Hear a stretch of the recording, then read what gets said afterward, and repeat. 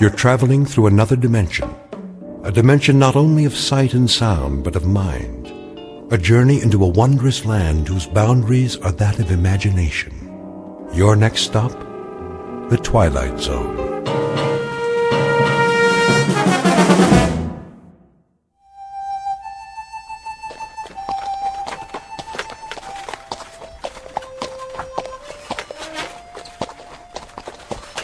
How much longer, Chris? Not long. We'll stop soon as we find a place. Where? Look around. We saw the last shade 2 days ago. That's a buzzard up there circling the wagons, and it's been following us since dawn. It's waiting for the next one to die. How's the boy? Still burning up with fever. He can't take any more. All right, honey. Hold up! Whoa! Oh! Hold! We'll stop here for a few minutes.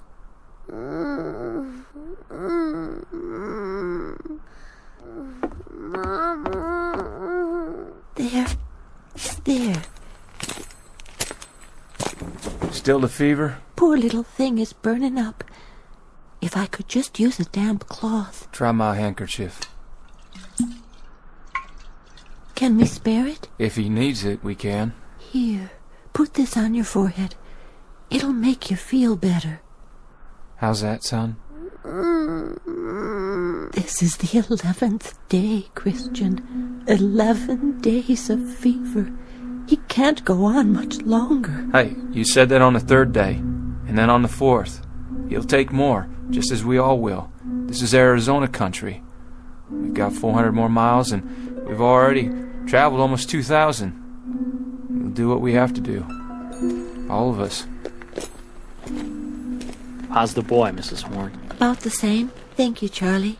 Figure that Apache country is just due south. That's what you said we were looking out for, ain't it? That's what we've been looking out for. We travel due west, close together and button up tight at night. No fires if we can help it. Bad Indians down there, Chris. That's what we heard. And they travel in big parties, don't they? And we got 5 rifles. 5 rifles, Chris, and a sick child, and 4 wagons, and 7 dead tired men and women.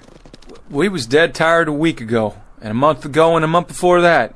And there were war parties back in Kansas, and we near froze to death in Colorado. And we was out of our minds with thirst last month. And we've kept on going. We've always kept on going. We always... It's this way, Chris. We've been doing a lot of talking and a lot of thinking. And? We figure we ought to turn back. Turn back? That what you all want? Turn back? Chris, we're about at the end of our rope. We're hungry and we're sick. We figured we better do it now, or we're gonna die out here. You turn back and I guarantee it. You turn back and try to go over 1,500 miles of St. Louis again, and you'll leave your bones bleached in one of those deserts between here and there. Or have your scalps taken off. Or you'll freeze to death in a mountain pass. And if you go on, what's going to happen to that beautiful child of yours? Listen, those 1,500 miles are behind us. They're all gone. The heat and the cold and the misery. You can look back at them as things that have happened, not agonies you're going to have to live with. How do you know there's not going to be more days and weeks and months like it? How can you be so blamed sure? I figure there's only about 400 to 600 miles more to go. 400 to 600 more miles, friends. And then we've made it. We can't stop now. Listen, if we stop, we're dead. That's gospel. We're dead. Could be we're dead anyway. Okay, just give me one more week. 1 week. I'll get us through. I promise you. I'll get us through. What about water? We're almost out of water. I'll get water. I'll find some. How, Chris? With a divining rod? I don't know how, but I will. I swear. The year is 1847. The place is the territory of New Mexico. The people are a tiny handful of men and women with a dream. 11 months ago, they started out from Ohio and headed west. Someone told them about a place called California, about a warm sun and a blue sky, about rich land and fresh air. And at this moment, almost a year later, they have seen nothing but cold, heat exhaustion, hunger, and sickness. The men and their families are now one with the animals and the wagons and the landscape, and they stare straight ahead, numb and glassy-eyed. They are dust blobs whose lives have been reduced to a single function: forward motion. The man in the lead wagon is named Christian Horn. He has a dying 8-year-old son and a heartsick wife, once beautiful but now gaunt and drawn in the merciless desert air. Her husband is the only one who has even a fragment of the dream left, Mr. Chris Horn, who's about to go over the rim of a sand dune in search of water, sustenance, and survival, and who, in just a moment, will find himself heading into an uncharted territory known as the Twilight Zone.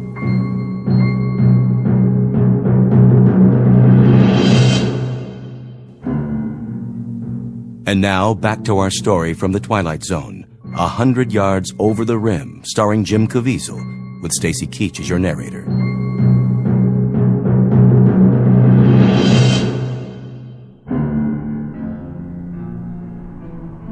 A man had best not make promises he can't keep. I give you my word. And food and medicine for your child? We'll have those things. We'll have food and medicine and everything else. If you can just keep going. Just keep going and don't look back. Look out there instead.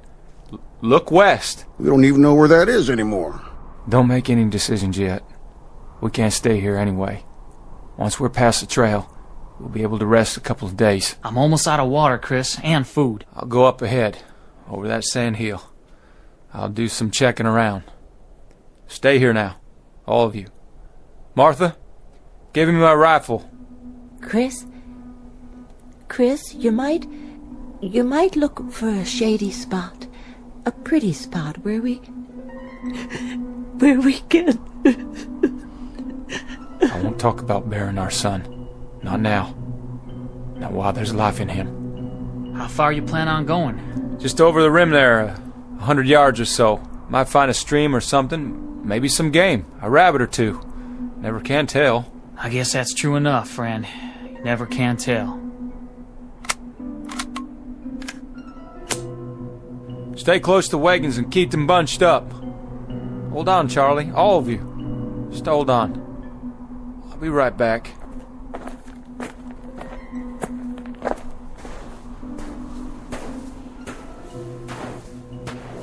What in God's name? Hey, everybody, look what's over here! There's a road! Down on the other side, a road! Look! Martha?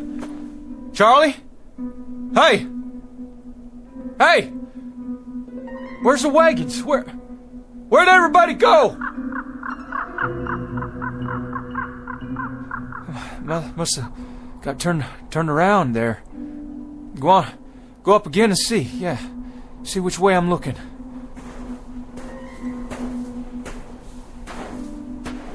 What's going on? What in the devil's name is going on here? Road's hard. And black. What the... What these poles doing here? All these wires?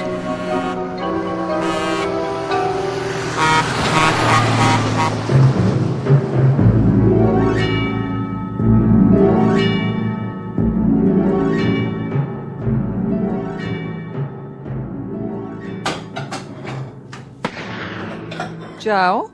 Yeah? What was that? Backfired. What? Truck backfired. Oh, you sure? I thought I heard a gun go off. Not likely. Might be one of those local boys shooting your sign. Well, if it was, I'll get the sheriff out here, but that didn't sound like any 22 to me. Look, Joe. Who's that? Some guy with a rifle.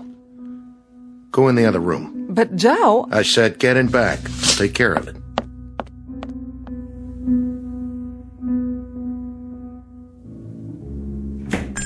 Howdy. Did you see it? Did you see that thing? What thing? That monster. That big animal or monster, whatever it was. It almost hit me. Monster? No, I didn't see anything like that. If there was anything, it never got to here. It must have. It went by me just a mile or so back. You mean... You don't mean the truck? What's a truck? Hey, are you all right? You wouldn't have any water to spare, would you, mister? Any extra, I mean. Water? Sure. Come over here and sit down before you fall down.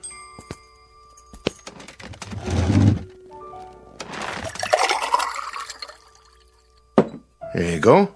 Is all this for me? Sure. On the house. Well, thank you kindly.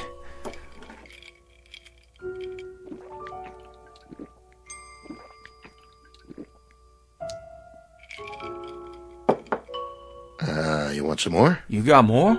Sure do.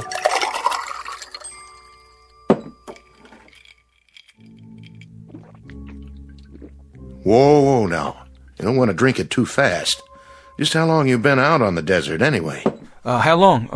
Well, almost a year. Well, at least almost a year of traveling. Started from Ohio.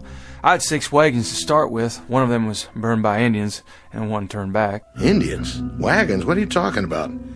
Say, mister, what happened to your arm? You're bleeding. Oh, yeah, I am. Well, I guess I did it to myself when that thing come at me. I rolled out of the way. Thought it was a mirage, then the gun went off. Just a flesh wound, though. Not too deep. I'll have Mary Lou look at it. She's my wife. She used to be a nurse's aide. Mary Lou? Everything okay, Joe? The fella here, he shot himself in the arm. He did? By accident, he says. You want to take a look at it? Why, sure. I'll get some bandages out. Hand me a clean towel, will you, Joe? Sure thing. Got the first aid kit right here under the counter. I'll just set your gun over here. Oh, well, thank you kindly. Well, careful with it now. That's a real old-timer. Antique piece, isn't it? No, bought it new before we started out, but she's been used a lot, I guess. We're running low on bullets. I don't suppose you've got any ammunition around here? Oh, no. We don't carry anything like that. This isn't a hunting area. What about Indians? The south of here's Apache country, isn't it? Why, sure. Well, sure, but there aren't any Indians nowadays. Well, I mean, not hostile Indians. No? Well, not as long as we've been here. Well, how long you been out here? How long? Oh, a couple of years now. Where do you hail from? Well, we used to live in Phoenix. Phoenix? Yeah, Phoenix. Mary Lou's folks are from there. I worked for her old man when we were first married, and then I bought this place here. Restaurant isn't doing so well, but the truckers are starting to come in now with the interstate. Restaurant? You have food? Sure do. Just like the sign says. On the wall there, see it? Right over the register. Joe's Air Flight Cafe and Gas Station. You don't understand a thing I'm talking about, do you? You've never heard of Phoenix, or registers, or nurses' aides, or trucks, or gas.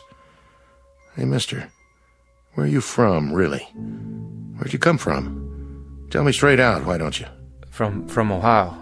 I left the wagons back there, and I walked up the rim to the hill, and I thought I might find some water or something, or some game, and then I saw that stretch of road out there, that black road, and those things, running on it. What things? He means trucks.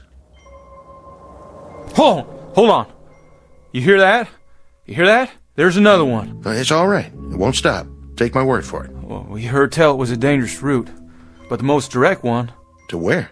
California. They say... No, take it easy, friend. We can talk about all this later. No, I don't have much time. I promised him I'd be right back. There you go. Your arm's all cleaned up with a bandage on it. I even made you a sling, see? Oh, much obliged. Just try to keep it clean now. I'll give you a roll of gauze and some tape. You're a nurse? And are you the doctor? Me? I just sling hash and pump gas. Take 2 of these. Drink a little water to get them down. What are they? They're antibiotic tablets. They ought to keep away any infection. Where do you get this? Well, at the drugstore. Of course, you're supposed to have a prescription, but these won't do you any harm. How do you feel? Could I? Do you think I could buy some more of those pills off you? Oh, I don't sell them. But you see, I got a real sick boy back there. Back where? In the wagon, if I can ever find the wagons again, but you say that this will help a sickness. Sometimes, depending on what it is. How about a fever and a bad cough? It's worth a try. You've got a family? There was 3 wagons of us, but when I turned around to look back down, they'd gone. Well, maybe you better rest a while, friend. You know, lie down. Get washed up. There's a bed in back. Look at this place. The tables like wood, but they're not. They can't be. And the legs are all silver and bright. That's not silver. It's steel. It's chrome-plated. What's that thing in the corner? Jukebox. A what? Plays music. You put a coin in it and pick a tune. Here, I'll show you.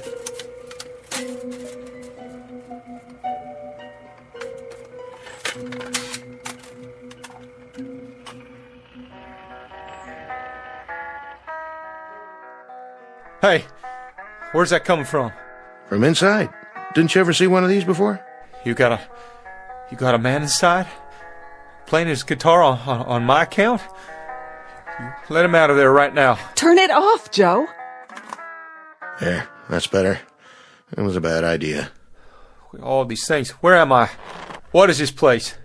Come with me. I'll show you where to wash up. Wait a minute. That picture. Where'd you get it? The calendar?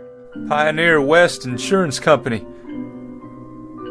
That's a picture of my covered wagon. Look just like my wagon. Oh, well, that's just an old lithograph. The date. That can't be right. It says April. But the year's all wrong. This is the year of our Lord, 1847. But this calendar says it's not even the same century. Oh, my dear God. How could that be? Easy now. What's going on here? Who are you people? Where am I?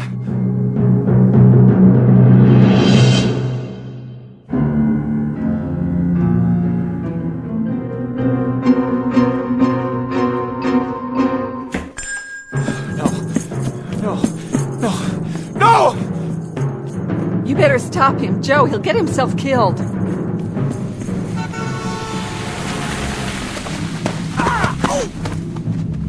Come on now, fella. Come inside. Please. Somebody tell me where I am.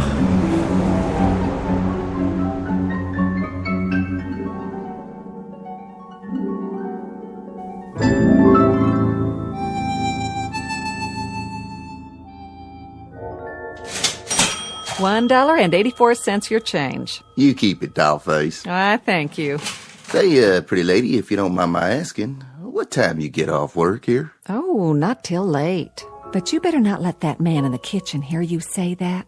He's my husband. Oh, no offense, ma'am. None taken. You come back now. I'll do that.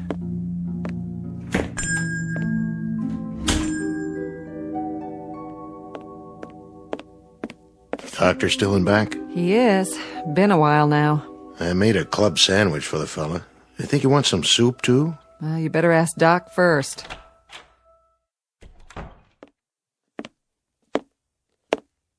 How's he doing back there? You have a fresh pot of coffee? Sure do. Shall I bring it to him? Not for your visitor. For me. I believe I'd like a nice strong cup. Sit down, Doc. You look like you just seen a ghost. You look him over? I did indeed. And? Malnutrition, that's his major problem, along with dehydration. Though he's a strong specimen of a man, I'll say that. Tough stock. What else did you find out? You were right. He's an interesting customer, all right. Quite the character. The heat did it, or something, didn't it? I mean, he's not in his right mind. I figure that has to be it. I'm not a psychiatrist, Joe.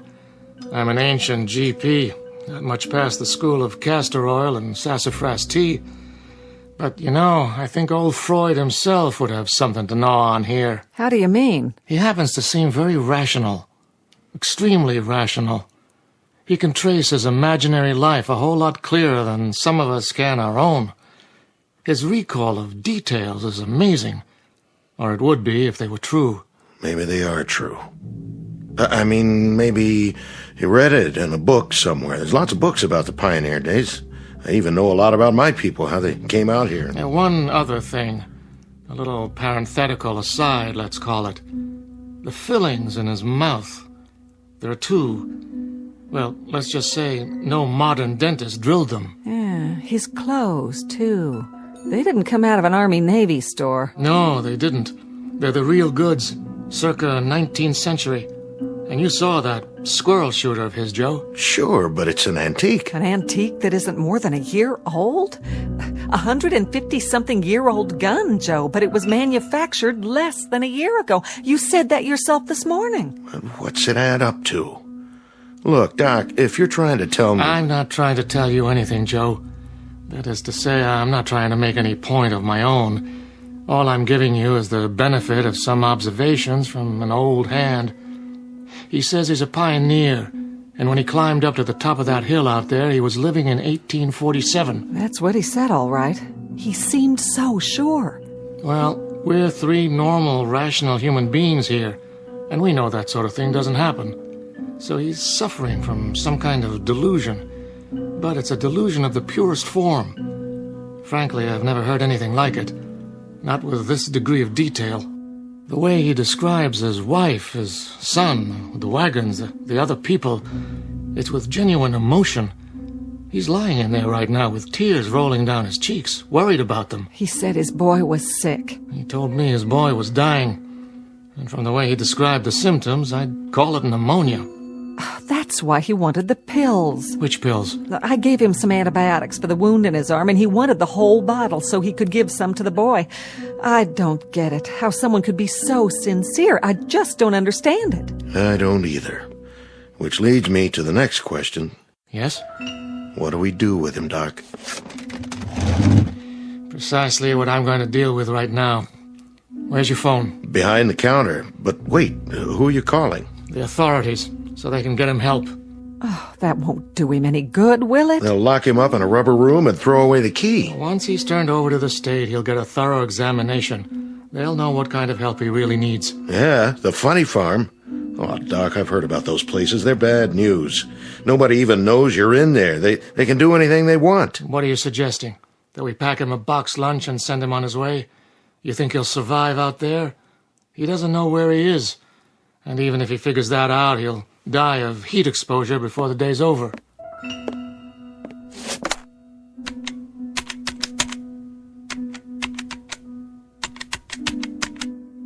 I want the sheriff's office, please. Oh, it just doesn't seem right. Yes, is the sheriff there? Oh, in his car? Well, that's even better. Can you radio him to get over to Joe's Diner as fast as he can? We've got a man here who needs looking after. No, not violent, but he should get here real fast anyway. Yeah. Thanks. Oh, Joe, I hope we're doing the right thing. So do I. Well, at least he's calm now. As calm as any man would be if he suddenly woke up and thought he was past his time. That's enough, Doc. Well, hello, Mr. Horn. This book, it was in my bedroom. Well, that's the encyclopedia. I was looking through it. I found something. What? Well, this here. Horn Christian Jr., M.D., famous for his early work in childhood diseases, pioneer in vaccine research, born 1839, died 1914. That was my son. That's Chris Jr. So I guess I'm either crazy or the world is turned upside down. But I think I got put here for a reason. Oh, you did. I just know it. For an important reason. What are you doing? You've been gracious and kind, and I appreciate it. But I gotta get back. I'll just get my gun now. Horn, we want to help you. But help means rest and medical attention. I can't let you leave like this. Come on, son. Come over here and sit down. I've called for the authorities. The authorities? Well, listen, I don't know who they might be, but I've got no time to wait and find out. Horn, please. Hey, don't don't go trying to stop me now. I know my purpose. I'm going to finish it. Or my life don't add up to much. Listen to us. Please, Mr. Horn. You take your hands off my gun, mister. You okay, Mary Lou? Oh, I'm fine. The gun just went off when he took it. And blew out my plate glass window. Horn! Horn, come back!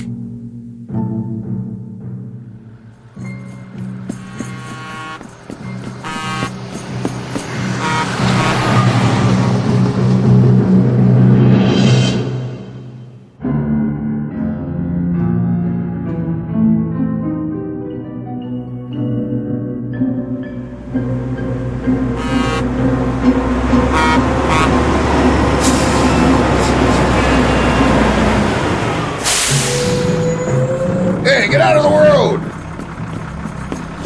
Oh, I'm sorry, mister. What's the matter with you? Horn, wait up! Are you all right? Those people, they're trying to stop me. Yeah? Where are you going? I have to get back to the Arizona territory. You do? Well, that's an easy one. Don't just stand there. Get in.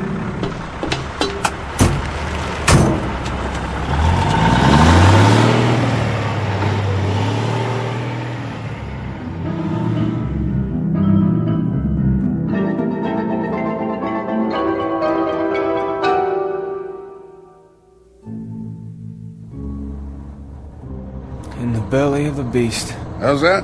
What is this contraption? Peterbilt 18-wheeler. Best long-haul rig ever made. Where's your team? I ain't a teamster. Strictly independent. But your horses. All the horses you want right under the hood. Sweet, huh? Where you say you're headed? California. We were headed for California. Well, that's where I'm going. Good country out there, is it? Easy living, if you ask me. Everything a man could want. And land of work? Any seed you plant, it grows tall. That's what I heard tell.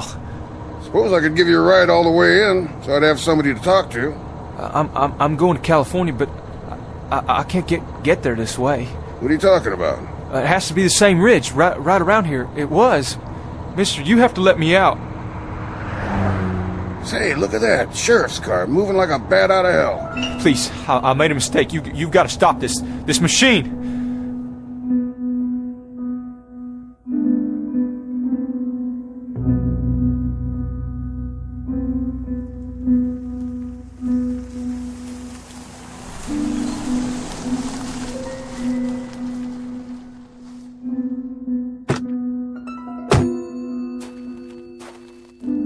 Hello, Doc.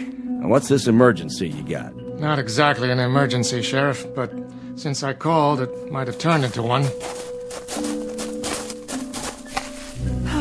Sheriff, you gotta stop him. That's right. He won't make it out there. Hold on now. What you trying to tell me? Mr. Horn, Sheriff. Horn, is it? He's the man I examined. It's a long story, a pretty strange one.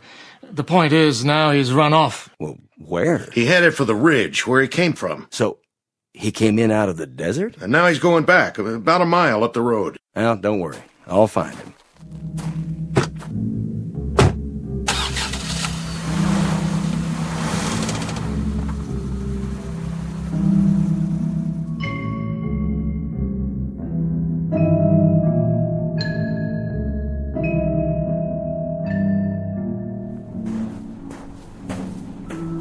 Gotta make it. Just a little ways more.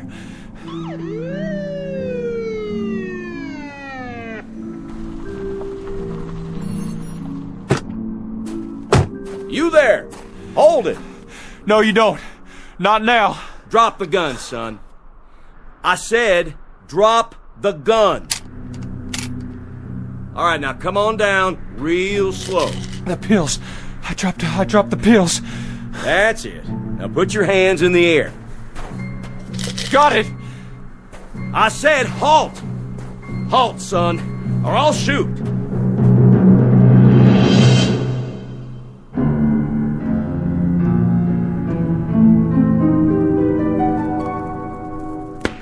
What was that? Sounded like a shot. Maybe Chris got himself a rabbit. But he ain't even had time to get up the ridge yet. Martha! Forget something, Christian? Martha, what happened? Where'd you go? Where did we go? What do you mean, Chris? Where could we have gone? Well, when I looked down, I couldn't see you. Or the wagons. When? You haven't had time to go anywhere. Martha, I don't understand what you're saying, but I'm truly glad to see you. All this time. All what time? So much happened. First I fell and, well, somehow I shot myself and... It doesn't matter. I have so much to tell you. But how could you? Chris, honey, you just left a second ago. What did you forget? Forget? And what's that in your hand? Oh, that's a medicine. Medicine? Where did you get it? Never mind. Oh, Lord. Give him some water. Give him 2 of these. I think it may save his life, Martha. I see. As you say, then. Chris? Charlie. Short trip. Was it? Nothing much on the other side, I guess. You'd be surprised, Charlie. You'd be mighty surprised. There was a whole lot to be seen at that rim. A whole new land. And you know something else, Charlie? Us. People like us. We're the ones responsible.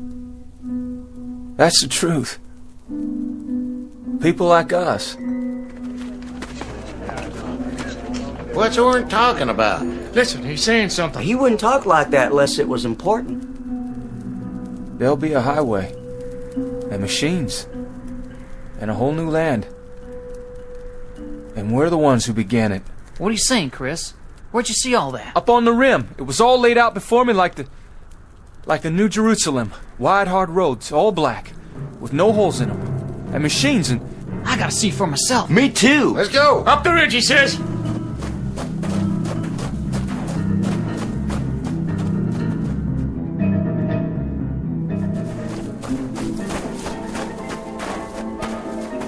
Chris, there's nothing down there. It's just like this side. Sand and desert and miles of nothing. Oh, but there will be, Charlie, there will be. Just you wait. It may not happen in our lifetimes, but it's coming. It'll be here, all of it. Sooner than you think. If you can hold on to what I'm telling you and keep the faith.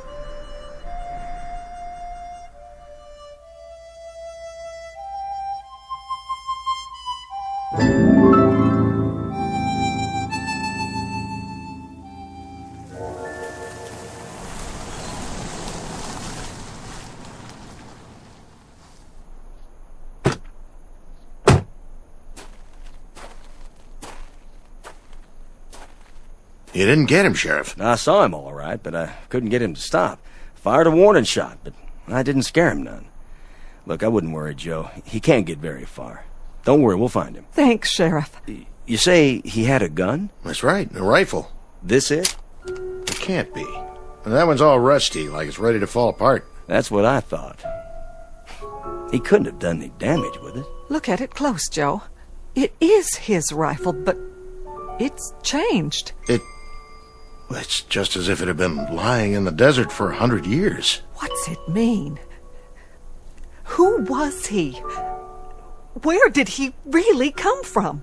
I think he went back to wherever he did come from. But to where, Joe? Back to where he should be. Back to where he can make certain that the things it said in that book can happen.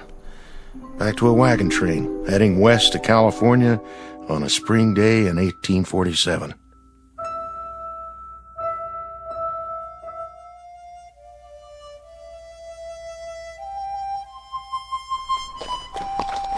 Giddy up, boys. We're going to California. And my son, too. He's got a whole lot to accomplish out there. A whole lot.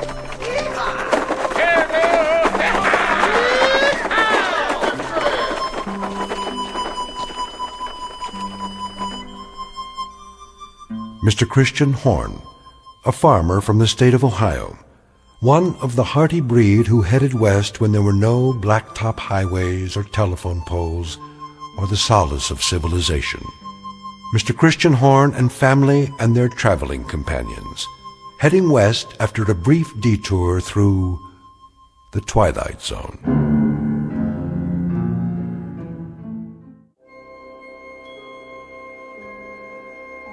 Hi, this is Carl Amari, producer of the Twilight Zone radio dramas. I'd like to take a moment to tell you about our official website at twilightzoneradio.com, where you'll get the latest news and information on these Twilight Zone radio dramas. Plus, at twilightzoneradio.com, you can digitally download 3 free episodes or any of our episodes for only $1.95 each. In this age of ever-changing technology, we've decided to make these episodes instantly available to you by making the Twilight Zone radio dramas a digital download-only series. This means that this series will no longer be offered on CD. The CD collections at our website are now being offered, while supplies last, at buy one, get one free. So be sure to get your favorites before they're sold out. Be sure to visit us often, and I'll see you in the zone.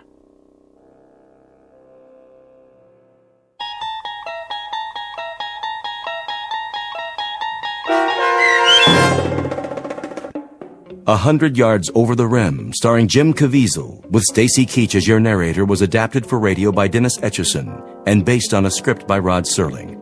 Heard in the cast were Peggy Roeder, Rick Peoples, David Darlow, Doug James, Peter DeFaria, Rich Komenick, Meg Thalken, Zach Gray, Carl Amari, Roger Wolski, Diane Trice, and Irene Olson. To learn more about the Twilight Zone radio dramas and to obtain audio cassettes and CDs of these programs, visit our website at twilightzoneradio.com. This copyrighted radio series is produced and directed by Carl Amari and Roger Wolski for Falcon Picture Group. Doug James speaking.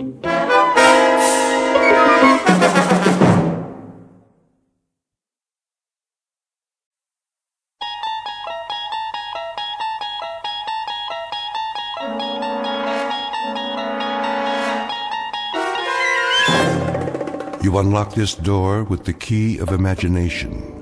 Beyond it is another dimension, a dimension of sound, a dimension of sight, a dimension of mind. You're moving into a land of both shadow and substance, of things and ideas. You've just crossed over into the Twilight Zone.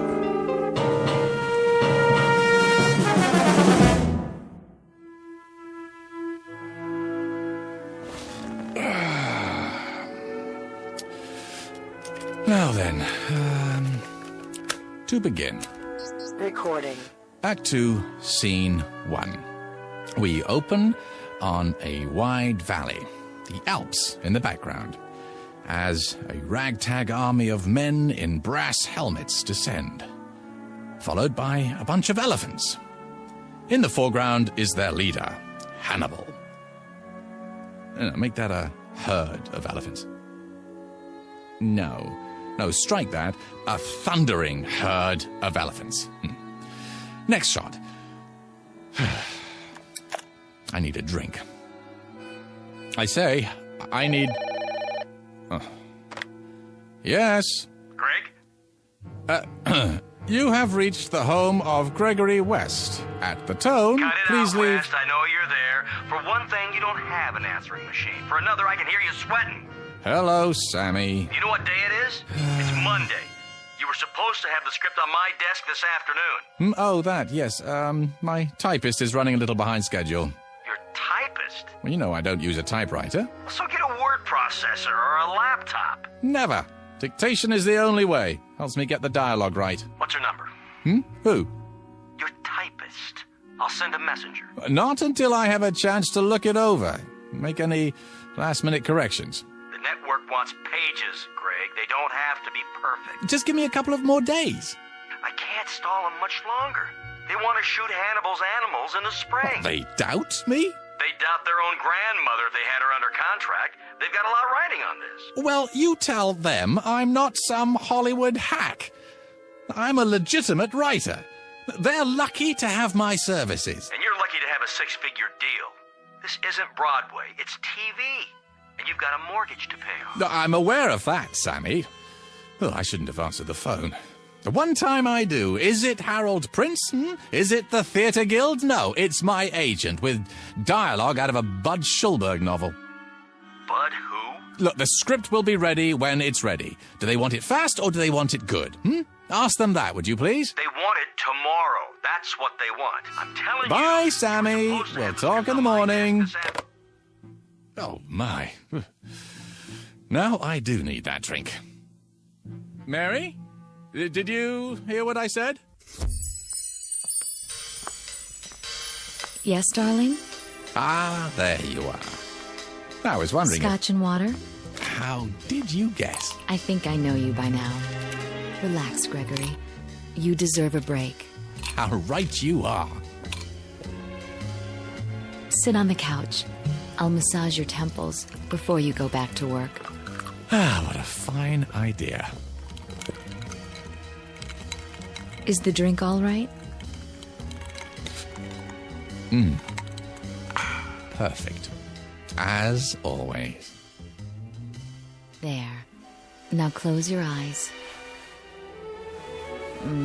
Doesn't that feel better? I swear, Mary, you have, magic fingertips. The least I can do for such a talented man. That brain of yours must get overheated, working hour after hour, morning till night. I couldn't have said it better myself. Oh, yes, you could. You're a genius with words. I know. Oh, Mary, Mary. Yes, Gregory? Hold me. It would be an honor.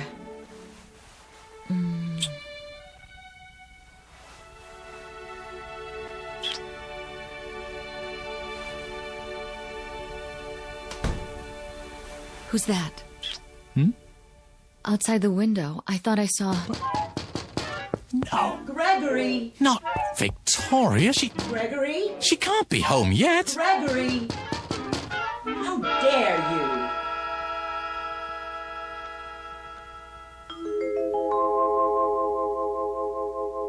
The home office of Mr. Gregory West, noted playwright, and now a resident of the Hollywood Hills. A quiet, thoughtful man, even a bit shy, and at the moment very happy, despite the fact that he is over deadline. His latest project? A script assignment taken to ensure that his household remains secure, despite the occasional fickleness of drama critics. The other ingredients of that household? There's Mary, warm, affectionate, devoted, the ideal companion for someone who values peace of mind. And the final ingredient, Mrs. Gregory West. In a moment, she's going to learn the secret of her husband's success, a method of creative writing taught only in the Twilight Zone. And now, The Twilight Zone, and our story, A World of His Own, starring Charles Shaughnessy, with Stacy Keach as your narrator. Gregory! Oh!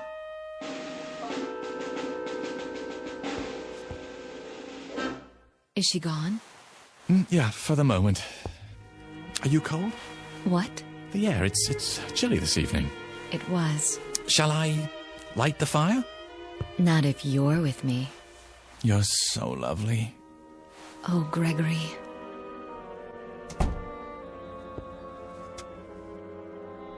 Don't worry just yet. Oh, Mary. Gregory! Unlock this door immediately. I'm sorry. Greg, not again. I have to, Mary.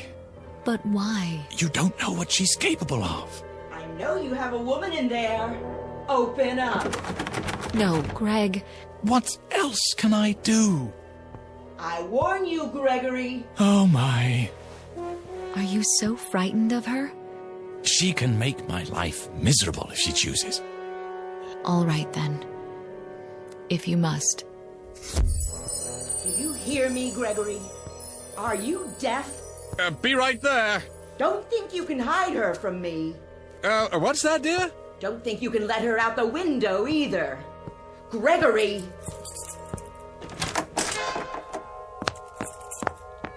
Ah, I thought that was you. Where is she? Who, my dear? Not behind the drapes. I'm sorry, I don't understand. Under the desk? What are you going on about, Victoria? You know perfectly well. I suppose you let her out the window. But the window doesn't open, remember?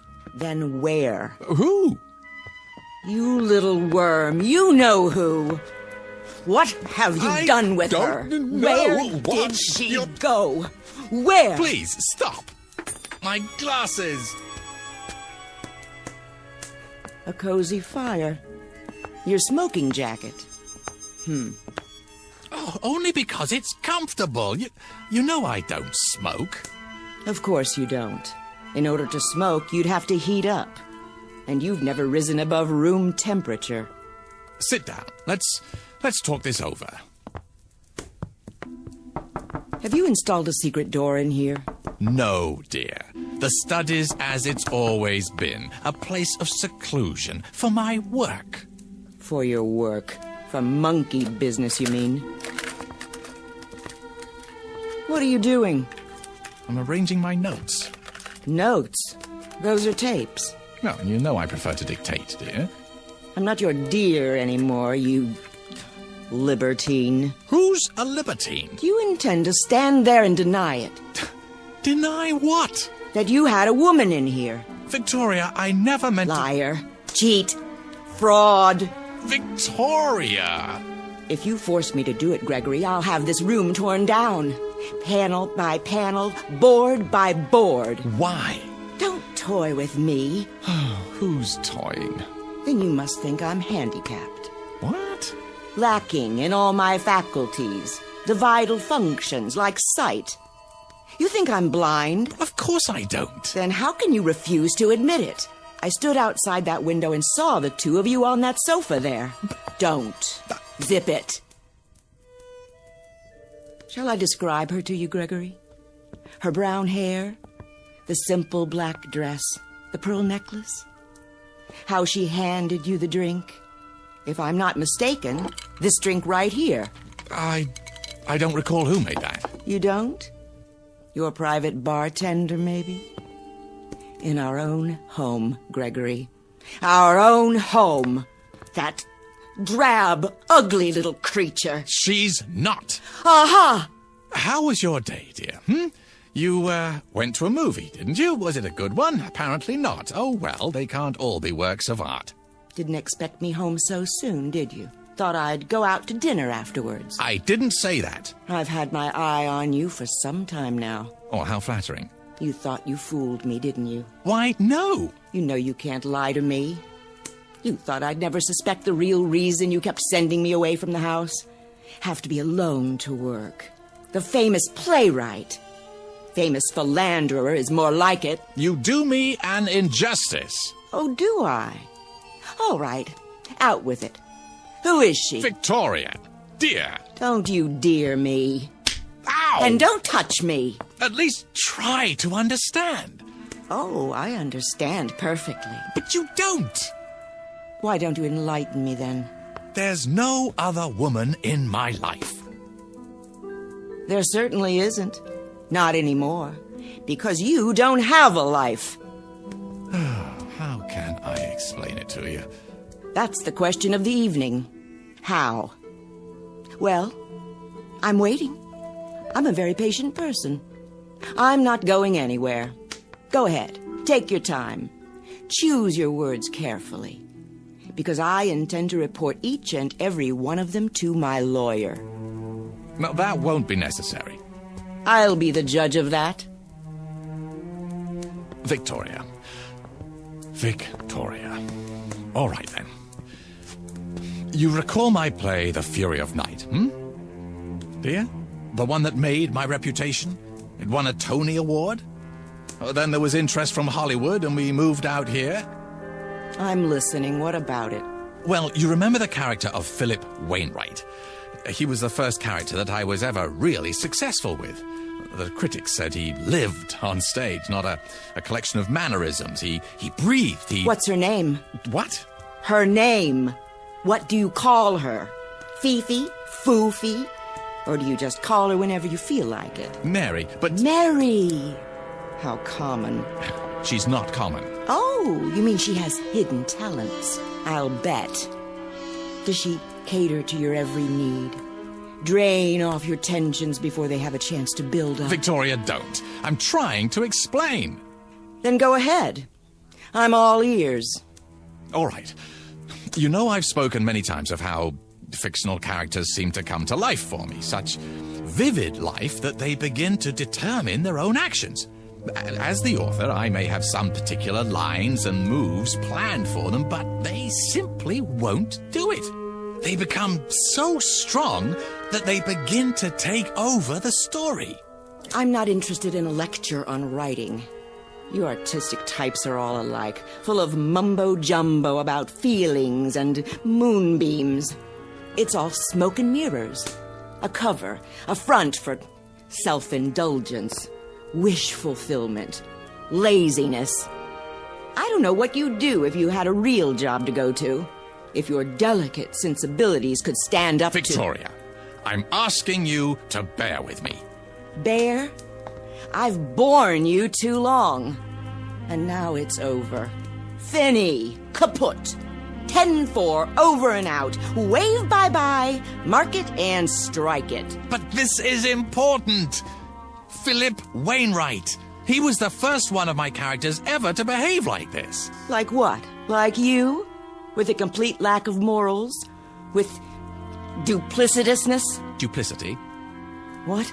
The word is duplicity. Is it? Well, I've got a word for you. I must finish this, so please don't interrupt. Now, no matter what I tried to make him do in the service of the story, he balked. Flatly refused to take direction. Wouldn't accept my choices any longer. This is ridiculous. He was real. Alive, do you hear? Alive.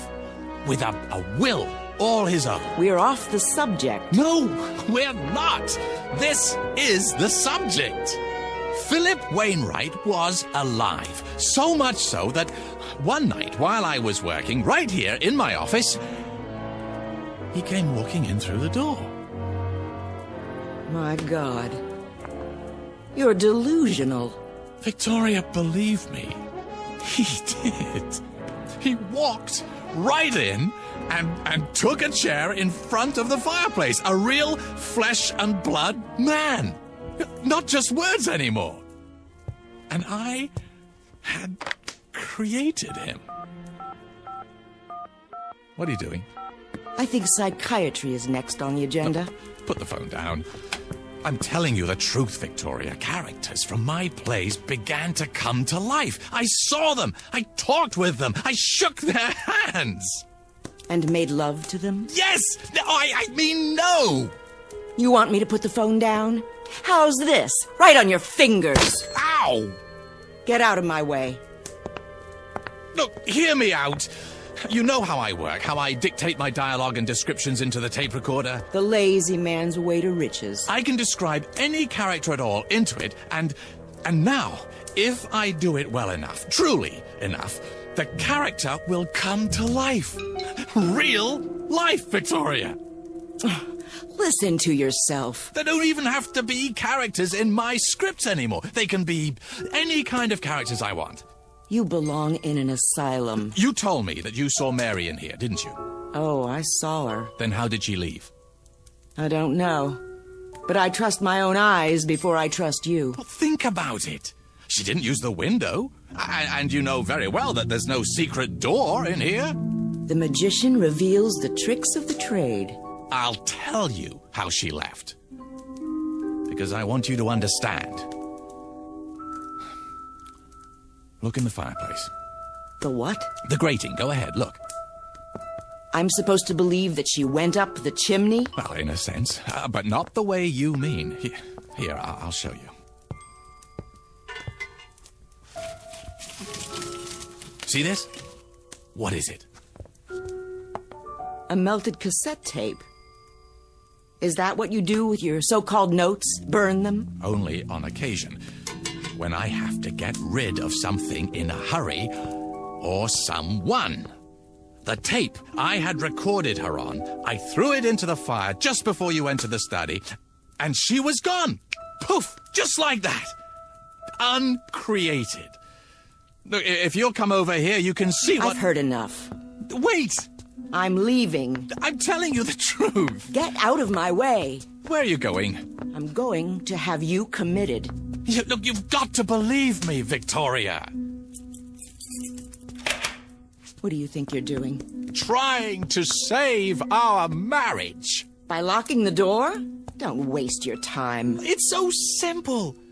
Look, I could describe a cat or a dog or any kind of character you wanted, but I assume you'd rather see Mary. Besides, I've created her so often that she's readily available. Oh, is she? Give me that key. No, not yet. Recording. Her name is Mary. She's 36, 5 foot 3 inches tall, simply built, brown hair, fair complexion. The key. On the surface, now. A plain, quite ordinary female, yet with that quality of inner loveliness which gives her woman real beauty. If you won't give it to me, I'll take it. A gentle woman, an understanding woman. As she wears a simple black dress, a single strand of pearls at her throat. I'm warning very you. Very little makeup, her hair arranged simply. There. She's coming up the front walk now. She's crossing the porch. She's opening the front door. Greg, someone's in the house. Closing it? Walking down the hall? Who? Good evening, Mrs. West.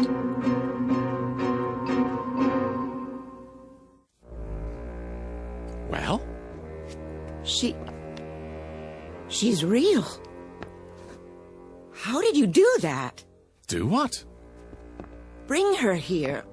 On cue. Don't you understand? I described her on the tape. You heard me. But why, Greg? Why do you bring me here now? Because... it's a bit tricky to explain. Try. Come in, Mary. Thank you. I'd love to. She asked you a question. I'm trying to think of the best way to put it.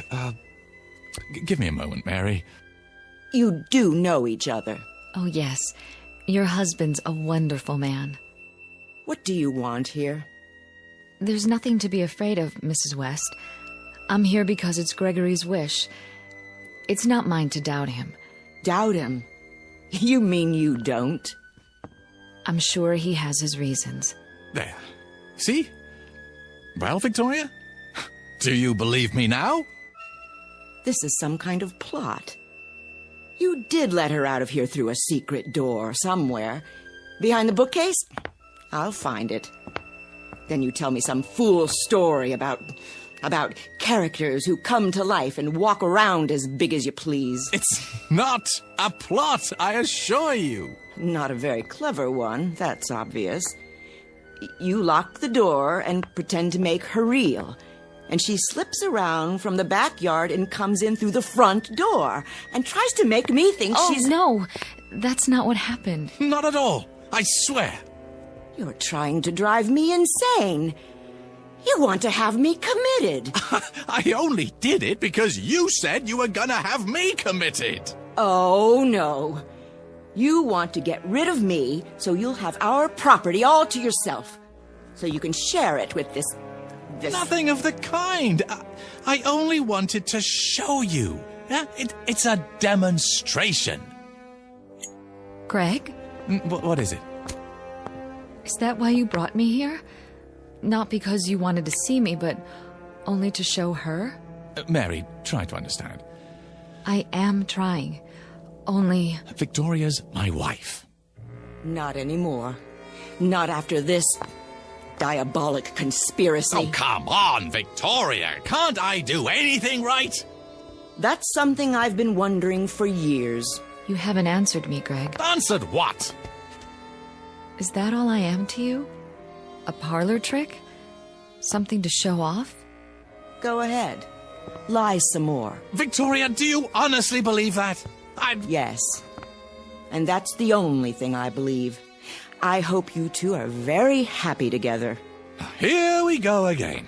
Don't leave because of me. I wouldn't think of it. I'm leaving because of me. Victoria, please. Let go of me, monster. Very well. I'll claim false imprisonment. In your own house? What are you going to do now? Oh, you'll see. I'll scream. I will. What for? No need. Is that my tape? It is. And you're going to... There's no way around it. Craig, why do you do this to me? I'm sorry, Mary, but what else can I do? But again? I just got here. I have no choice. That's all you ever say. Don't you think I'm nice enough? Oh, that isn't it at all. Not loyal? Not interested in your work?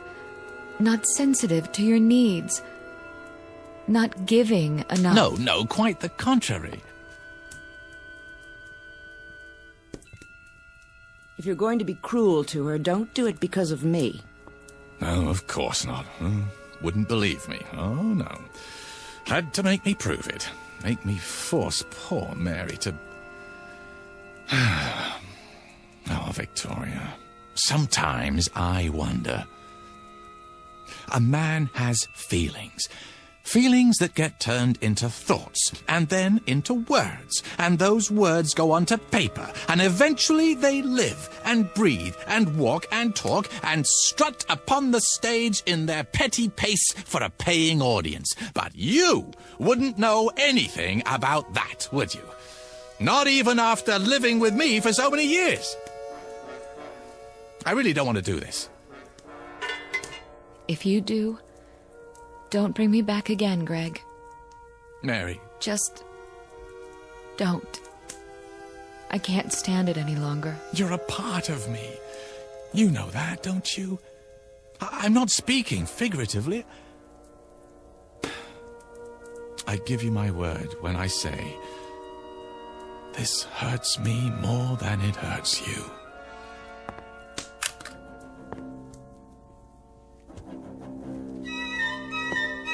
I'm so sorry, Mary. But she is my wife. I understand. I suppose. Greg, I feel so strange. What's happening to me? Help me. Greg, help me. Please. Greg. I feel so strong.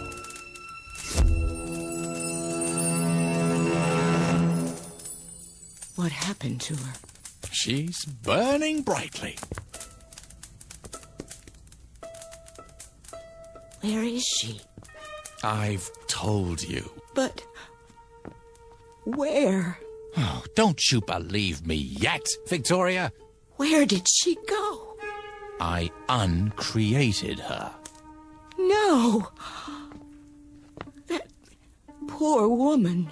Come here. It's all right, dear. But... Shush. Hold on to me if you like. What have you done? It won't happen anymore, I promise you. I'll never do it again. I never would have done it in the first place if I hadn't been so lonely. It's just that you're so perfect, Victoria, in so many ways. So impeccable, so flawless. You make me feel inferior. Really, Gregory? I can't help what I am. Well, maybe not, but that's why I created Mary. I didn't do it to insult you. I just wanted a little company, that's all. Someone who wouldn't judge me and find me wanting. Someone I could talk to, someone I could feel comfortable with, instead of like a worm. You do understand, don't you? This has been a small sacrifice for me, and a giant step for the institution of marriage. What are you doing now? What else can I do?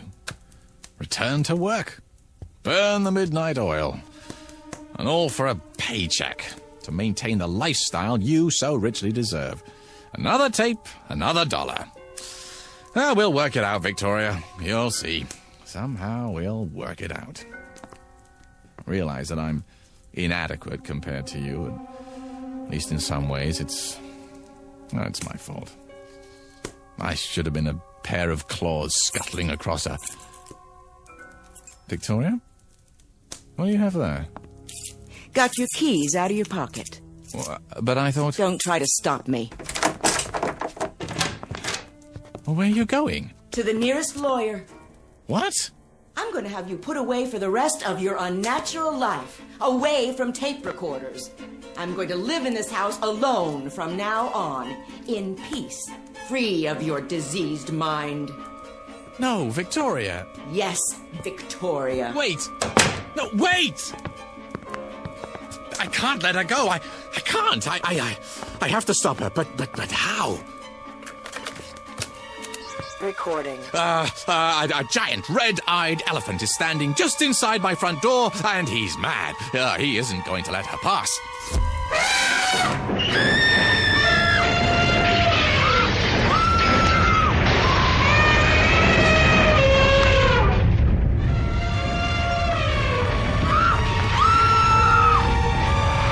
Something the matter, dear? Get that elephant out of my home!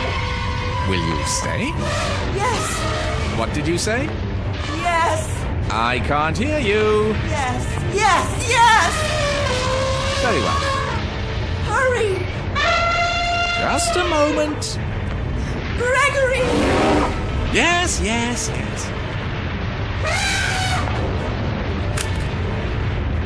I can't hold the door! He's drunk! He's grabbing my hair! Another second or two.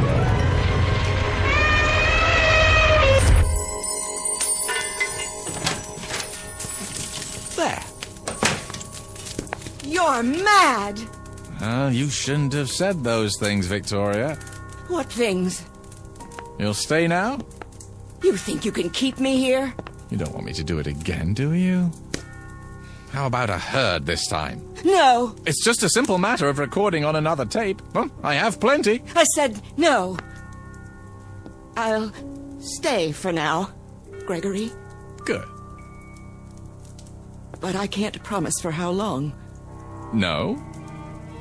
You think I can live with a madman? I don't know, can you? Oh, Gregory. It doesn't have to be this way. Oh, you're so right. When we met, you were a struggling playwright. Then you had a play off Broadway. I was so proud. It moved to off-Broadway, then to the Great White Way, and the reviews. I was so proud. We were happy then, weren't we? Ecstatic. We were a team. Onward and upward. There was no stopping you. No stopping us. I remember. And then the next play, and the next. It was like a dream. Yes. I could sit up all night, listening to you talk about your writing, reading me scenes out loud, and it was wonderful. I wouldn't have had it any other way. Neither would I. But then, something happened. I'm not sure how or when. You began withdrawing from me, living in your head. You shut me out, Gregory. I thought when we moved here we'd be close again. But the deadlines, the pages, you didn't have time for me anymore. You didn't have time for a wife. Well, I'm truly sorry for that, Victoria. But I think we can salvage it, don't you? Start fresh, as soon as I finish the script. And will we move back to New York? Well, I don't see how we can afford to. Broadway isn't what it used to be. Nothing but revivals and musicals now. This is where the money is. Our future is here. What future? Well, if Hannibal's Animals gets good numbers, I'll be flooded with offers. But what I really want to do is produce. Sammy says that's where the real money is. We'll form a production company, get some pilots going, and, well, by this time next year, we should be sitting pretty. We'll move to a bigger house with a pool, and I'll have every room wired for sound with hidden recorders. That way I can dictate no matter where I am. And after a while, I won't have to write at all. My characters will do the work for me. I'll straighten their collars, wash behind their ears, and send them out into the world to make me famous. Can you see the future, Victoria? Can you? Thank you, Gregory. For what? I can see the future. What it would be like with you. And now I know I was right. You are insane. Oh, come now. The first chance I get, I'll have you in a padded cell. Believe it, Gregory. I do. Well, I guess that's it.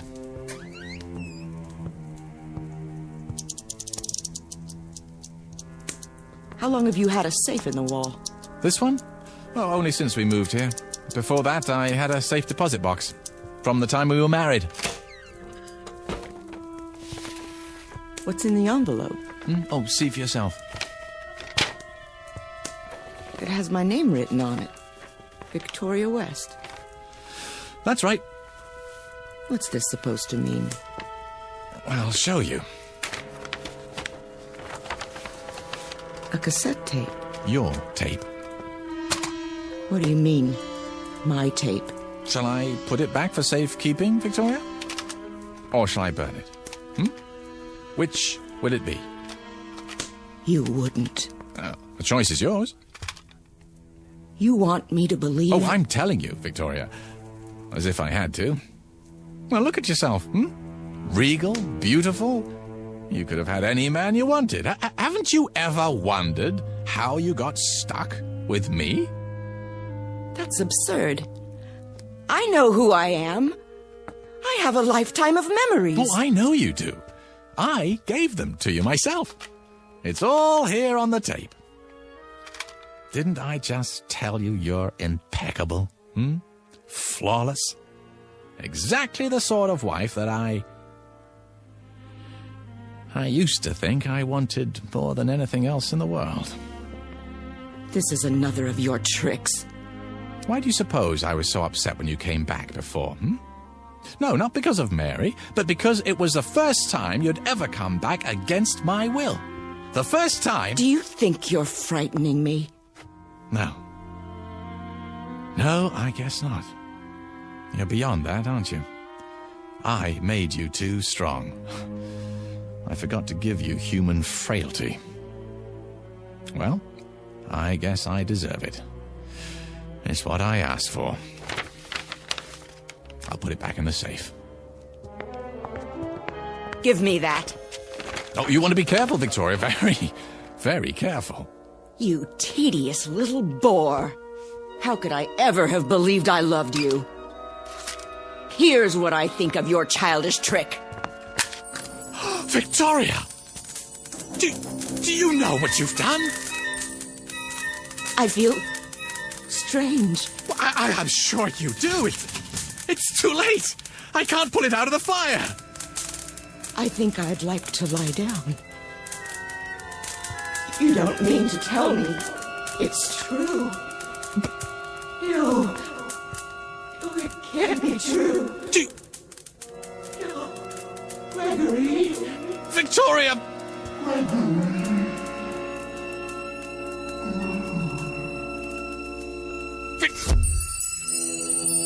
Oh. I told her. I told her. Oh, why wouldn't she listen to me?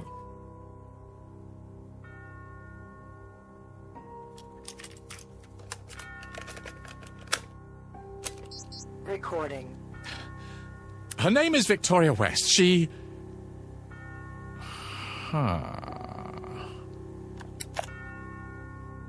Better to leave well enough alone.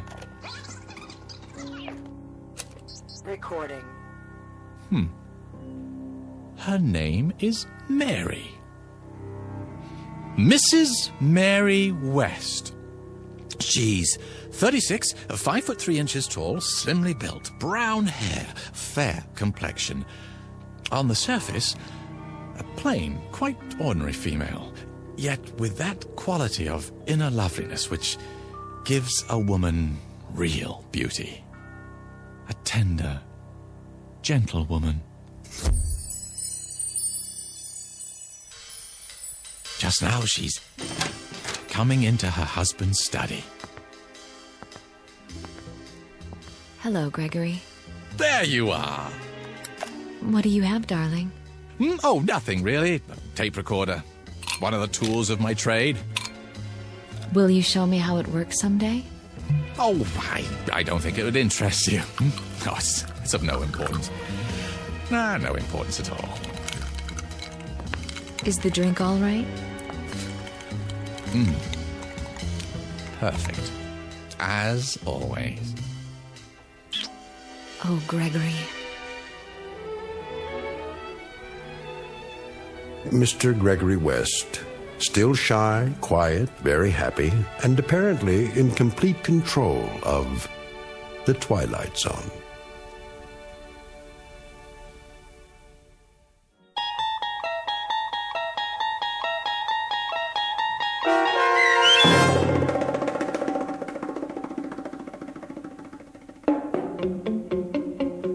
A World of His Own, starring Charles Shaughnessy with Stacy Keach as your narrator, was adapted for radio by Dennis Etchison and written for The Twilight Zone by Richard Matheson. Heard in the cast were Linda Ryder, Alyssa Fraden, and Doug James. The producers of The Twilight Zone wish to thank CBS Enterprises and the Rod Serling Estate for making this series possible. This copyrighted radio series is produced and directed by Carl Amari for Falcon Picture Group.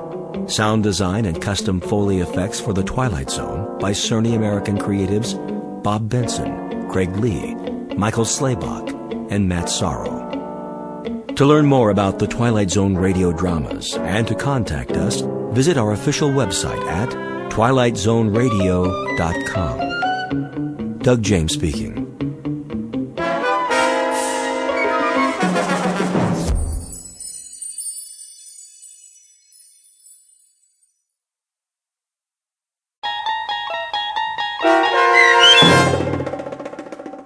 Elegy, starring Blair Underwood with Stacy Keach as your narrator, was adapted for radio by Dennis Etchison and written for The Twilight Zone by Charles Beaumont.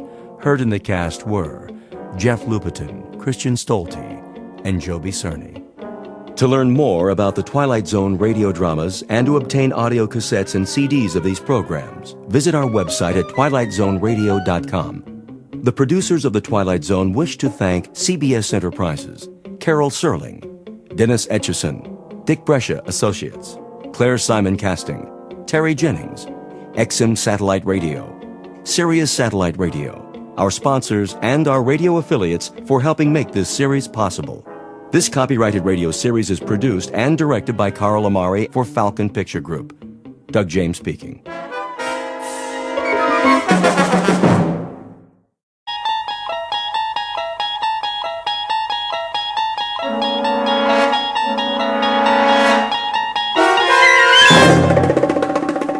There is a fifth dimension beyond that which is known to man. It is a dimension as vast as space and as timeless as infinity. It is the middle ground between light and shadow, and it lies between the pit of man's fears and the summit of his knowledge. This is the dimension of imagination. It is an area which we call the Twilight Zone.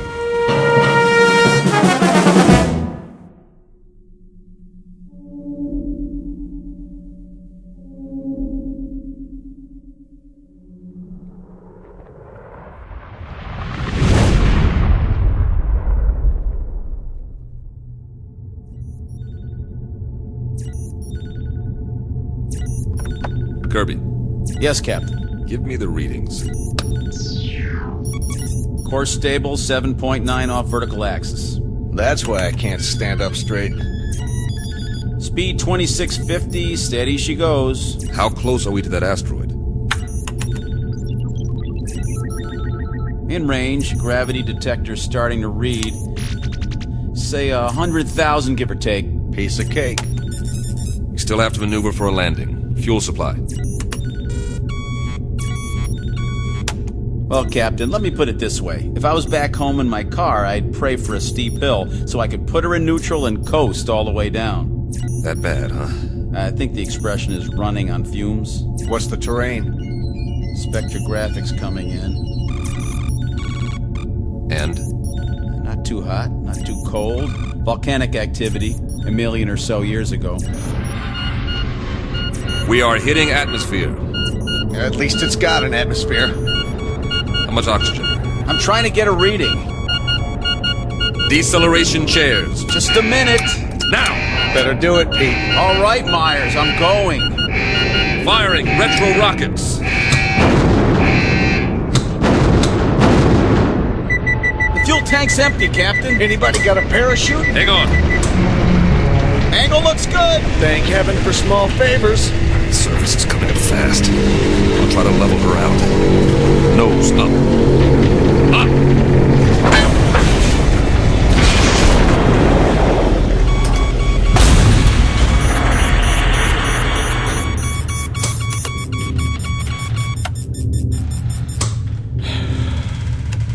Nobody say anything. I want to remember this magic moment. Oh. Ooh. Everything seems to be in one piece, except for the communications module. And it sounds like we damaged the tail assembly. Instruments are still working. How's the atmosphere? Take a reading.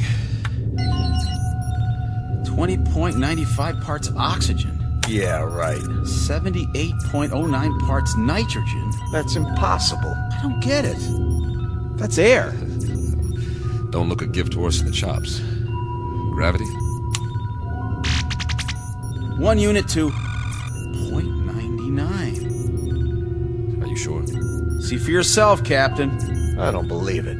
You got something better to believe, Myers? But that's incredible. Conditions identical to Earth, and yet we're 655 million miles away from Earth. Let's get the airlock open. Hold up, Pete. What for? I'm sick of breathing recirculated air, eating freeze-dried tofu, and we're almost out of that. The instruments could be wrong. What's the difference? We aren't going anywhere for a while. We can't even radio for help till we fix the module. The man has a point. I suppose you're right. At least put on your helmets. Forget it. If this is all she wrote, then I'm ready for it, one way or another. I'm afraid I'm with Pete on this, Captain. Either we die now or we die later, starving to death like dogs. All right, open it. Now, this isn't an order, but I'd recommend everyone take a very deep breath.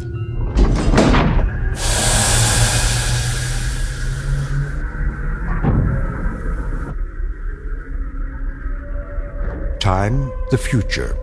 Place, a dark corner of the universe millions of miles from planet Earth. The main characters, 3 men. William Weber, captain. Peter Kirby, navigator. Carl Myers, geologist and science consultant. Each distinct from the others, but all sharing a common dilemma. They are lost. And like any long-haul explorers, they want to go home. Not their home necessarily, that would be too much to hope for. But at this point, any old port in a storm will do, especially for those who have veered off course and into the Twilight Zone. And now, The Twilight Zone, and our story, Elegy, starring Blair Underwood, with Stacy Keach as your narrator.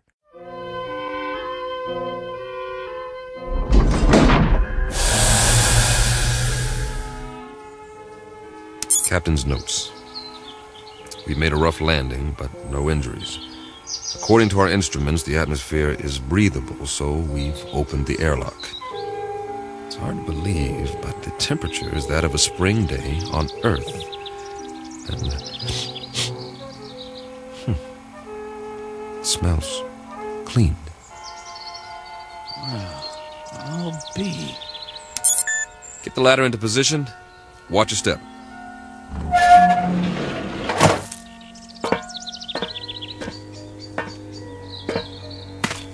How many miles did you say we were from Earth? Too many. Time for a reality check. You see the same thing I see, Captain? What do you see? Open country, farmland. Kirby? Affirmative. Acres of grass, trees. I grew up in a place like this, in the Midwest. And those hills. They're settled granite, I'm sure. Eroded over thousands of years of wind, rain. I don't get it. Neither do I. Wait a minute. I do. Don't you see? We're back on Earth. Come off it, Kirby. I'm serious. The instruments are all screwed up. Some way or another. Don't ask me how. We got turned around, and now here we are, right back where we started. Oh, man. That is rich. Only one thing's missing. A brass band. Maybe they forgot about us. It's an interesting theory. Except for one thing. As far as I know, Earth has never had two suns in the sky.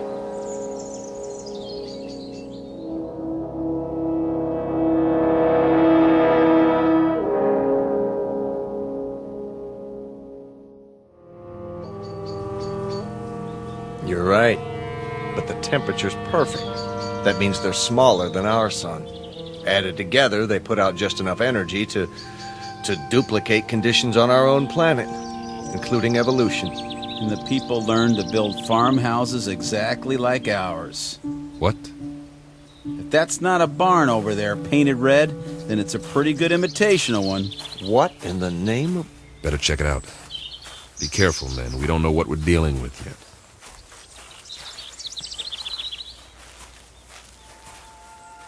What do you call this?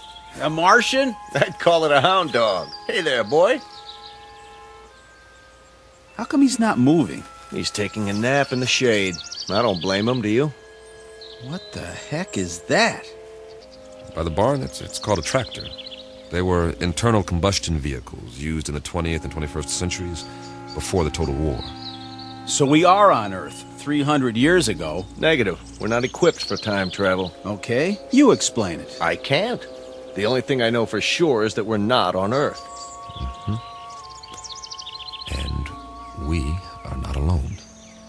What do you... Hey! Hey, you over there, by the barn! What's the matter? Can't he see us? He's turned the other way. Looks like he's taking a rest. Leaning on his... It's a pitchfork. He was using it to load hay into the wagon. Some outfit. Overalls. Farmers wore them with straw hats, just like that one. He even has a red bandana in his back pocket. Well, I suggest we ask him the way to the Emerald City.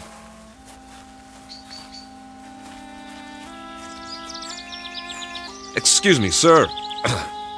My name is Captain Weber. My men and I... Sir? Sir, I hate to bother you, but that's our ship over there. We've crash-landed. If you can tell us... Sir... Sir, can you hear me? What's the matter with him? Seems to be in some sort of trance. Are his eyes open? Yes, but... Move your hand in front of his face. Nothing. As if he's... Don't touch him. It's all right. His skin's warm, but there's no respiration. He seems to be frozen in place. Well, let's move on. Say that again. This is giving me the creeps. We'll recon the surrounding area. There may be others.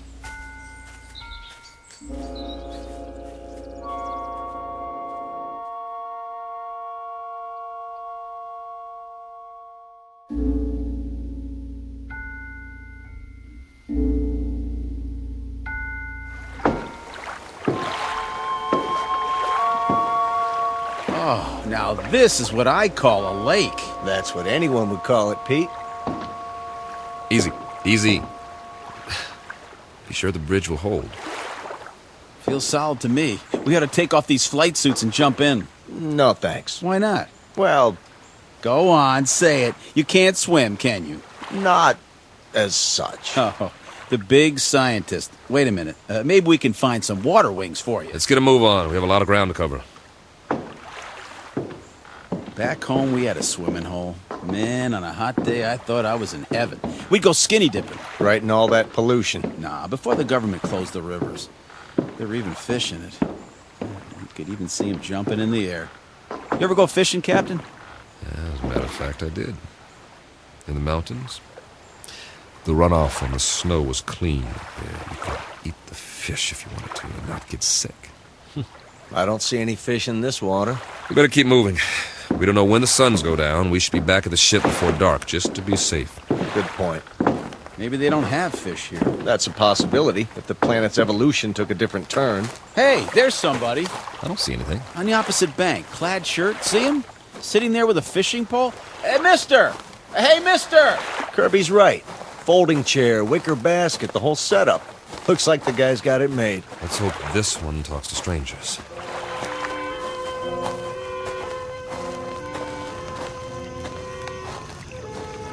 Hi there, fella. How's it going? Fish biting today? Mum's the word, huh? Let me try. Sorry to bother you, sir, but you might say we're lost. If you could give us directions to the nearest town. Don't waste your breath. This one's a stiff, too. Maybe he's asleep. If he is, he's done well for himself. This basket is called a creel, and it's full of fish. Quite a haul. Fresh? Smells like it. Hold on. Is that a bottle of beer next to him? It is indeed. Only, it's empty. Well, where's he got the cold one stashed? Fella, can you hear us? Do you even know we're here? Can't see his face. Lift up the brim of his hat. Okay, here goes.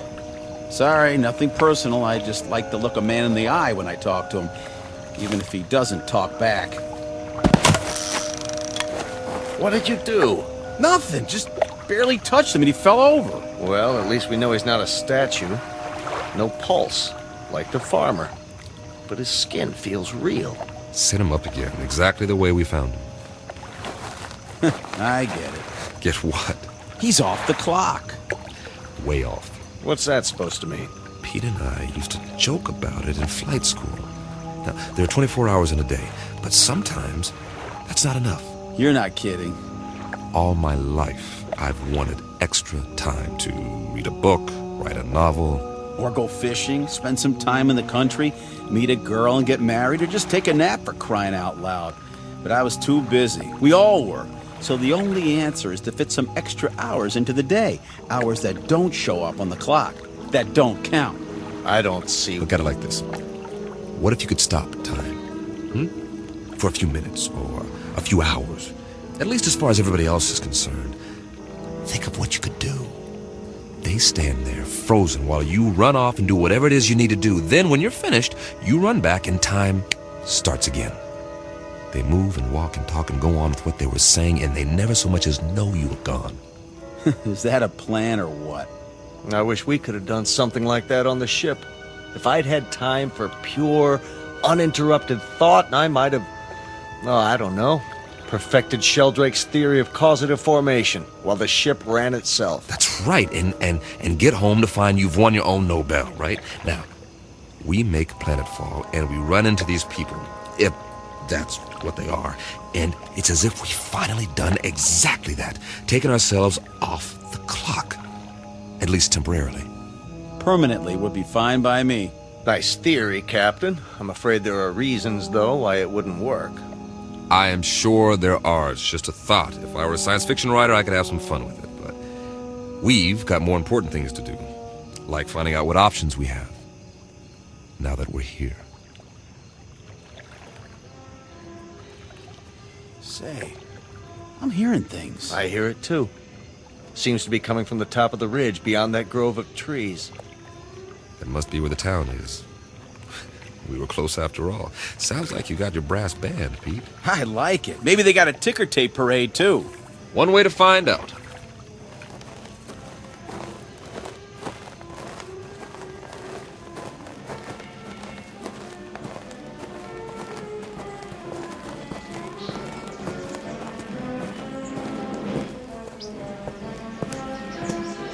Captain's journal. We appear to be on the main street of a Midwestern American town. Ahead of us is the square, complete with steeple, clock, and ivy-covered walls. Captain, did you notice? What's that? There are no hands on the clock. Duly noted. The music's louder. I hope this recorder can pick it up. Sounds like a Sousa march. There's a bandstand, flags, bunting, and a sign that says, Inauguration Ceremony. Welcome Mayor Finch. The musicians are all in uniform. Just one thing. They're not really playing. Kirby's right. Nobody's moving. Not even Mayor Finch. He's holding a silk hat. A photographer's in front of the crowd about to take his picture, but nothing's happening. It's like a movie set with 100 extras all waiting for someone to yell action. The question is, who's directing? I'm going to look around. Weber out. The music's coming from that loudspeaker near the platform. It's being piped in from somewhere. Pre-recorded, no doubt. Concert's over. I wonder who turned it off. Any ideas, Professor? Well, I suppose it could all be part of a carefully orchestrated illusion. That's as good an explanation as any. Now, maybe we're being made to see and hear what we hoped we'd find here. The sights and sounds of home. But they got it wrong. It's 300 years before our time. Who's they? Or it could be that time itself is somehow suspended in this place. So we really are off the clock. It's all relative. Time may have, in a sense, speeded up for us or slowed down for them. You mean they might actually be moving? It's possible. Why can't we see it? You can't see the movement of a clock's hands, nevertheless, they move. Yeah, when there are hands. Do you believe what you're saying? Of course not. Hey, everybody. Sir, ma'am, what's the matter with you people? Are we invisible or something? Don't take it personally. By the looks of them, they don't see anything. They might as well be statues. But they're not statues. Here, feel one. You, sir, shake hands with the captain. See what I mean? They feel like flesh and blood. Yeah, Kirby's right. More of the same. Whoever, or whatever, is responsible, they've created a perfect imitation of the real thing all over this asteroid. For what purpose? I don't have a clue. The expenditure of time and effort is considerable. Not to mention the science involved. The skin on these pseudo-people must be a new polymer compound. And the clothing, all duplications of Earth fabrics. I wonder... never mind. Say it. Well, we must not be the first to land here. But this asteroid's not on the charts. Then, who were they modeled after?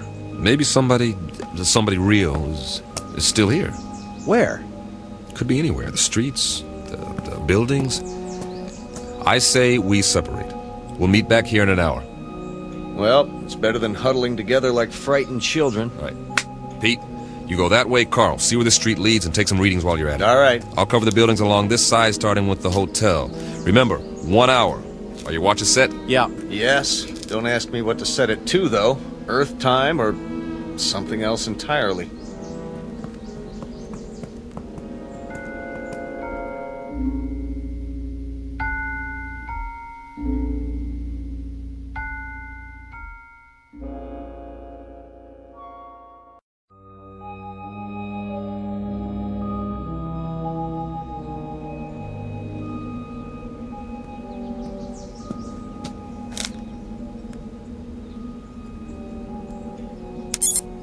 Captain's notes. The awning says the hotel is called the Ritz Arms. Kind of quaint. It would be considered ritzy, I guess, in a small town. Glass front. Nothing moving inside that I can see.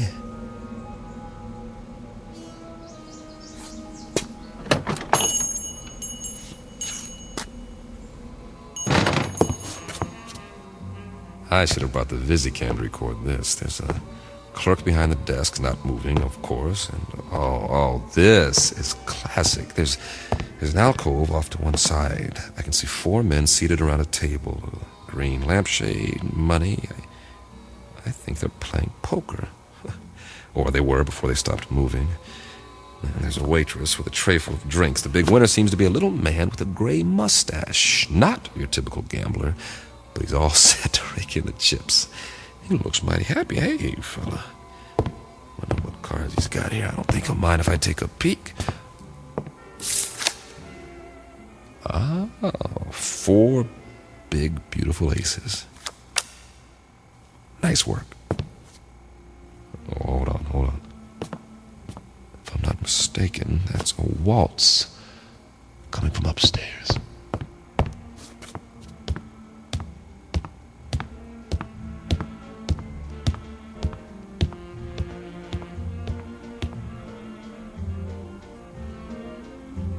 Music seems to be in one of the rooms.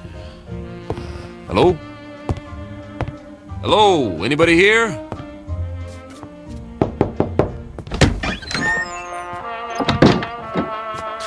Oh, sorry. Excuse me.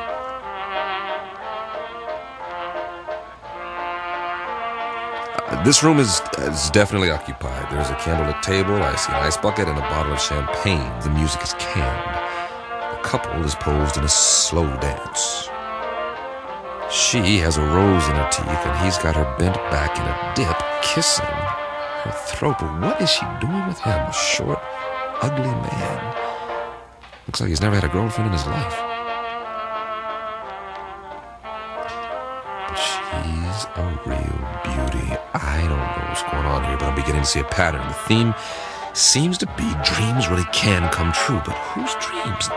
Who's fulfilling them? For what purpose?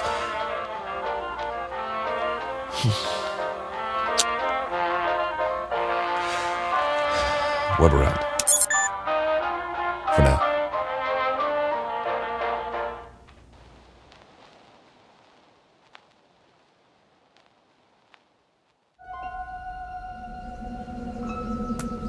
Find anything? Nope. At least nothing that moves. Pete? Not really, except for... What? You guys better see this for yourselves. Come with me. Where is it? Just around the corner. You're not going to believe this, but I think it's what they called a carnival.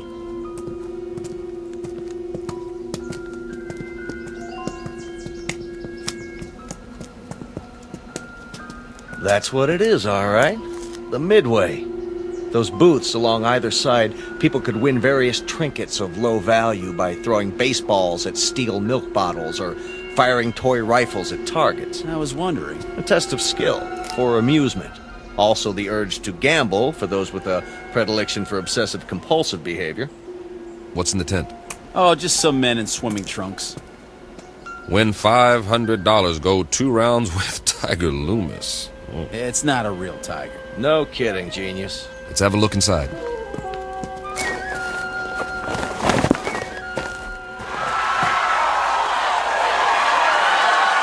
That must be Tiger with the stripes on his trunks. Yeah, the one lying down in the ring. Boy, some crowd, huh? Almost as many as the town hall, complete with sound effects. 2 pugilists, duking it out, as they say. A primitive display of testosterone poisoning. Check out the other guy, with his hand raised. That, my friends, is what's known as a potbelly. Yes, but why? Too many carbohydrates, not enough exercise, plus a certain genetic predisposition. But why would he be the one who wins? Must have been a lucky punch. Looks like old Tiger's down for the count. Interesting.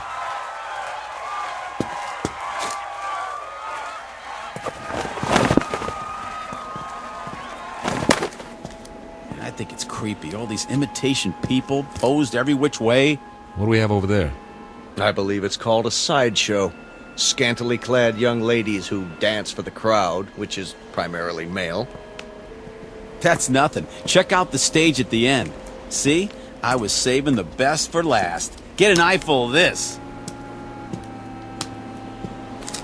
Some sort of contest, a sign. Beauty queen chosen today. Step right up, gents. You got your blondes, your brunettes, your redheads, your tall ones, your short, stubby ones. Take your pick. I'd say the judges have already made their selection. Cast your eyes on Miss Lakewood County. Some bathing suit, huh? Mm-hmm. It was called a bikini, after the location of the first atom bomb test. Of course, if you like them a little more curvy, there's always Miss Midvale. A little on the hefty side for me. Personally, I like Miss Vernon County in the strapless white two-piece. And they all lost. Kind of breaks your heart, don't it? The one they've chosen with the ribbon and the crown. Miss Wanda Bertolini from Stockton, California. A little long in the tooth, isn't she? 39 if she's a day. Freckles, frizzy hair, the whole bit. And yet, she's won against all those beauties. There ain't no accounting for taste. Perhaps the competition was rigged. Yes. But why? Your Majesty, my compliments to the judges. I don't blame them. They think you're the prettiest one of all. Wear it with pride, but tell me something, Your Majesty. What's wrong with you? I mean, you can't even move a muscle, like everybody else in this crazy asteroid. Answer me. Go on. What's the matter? Cat got your tongue? Answer me. Easy, Pete. Ah, you can have it. Everything about this place is nuts. Where are you going? Wait!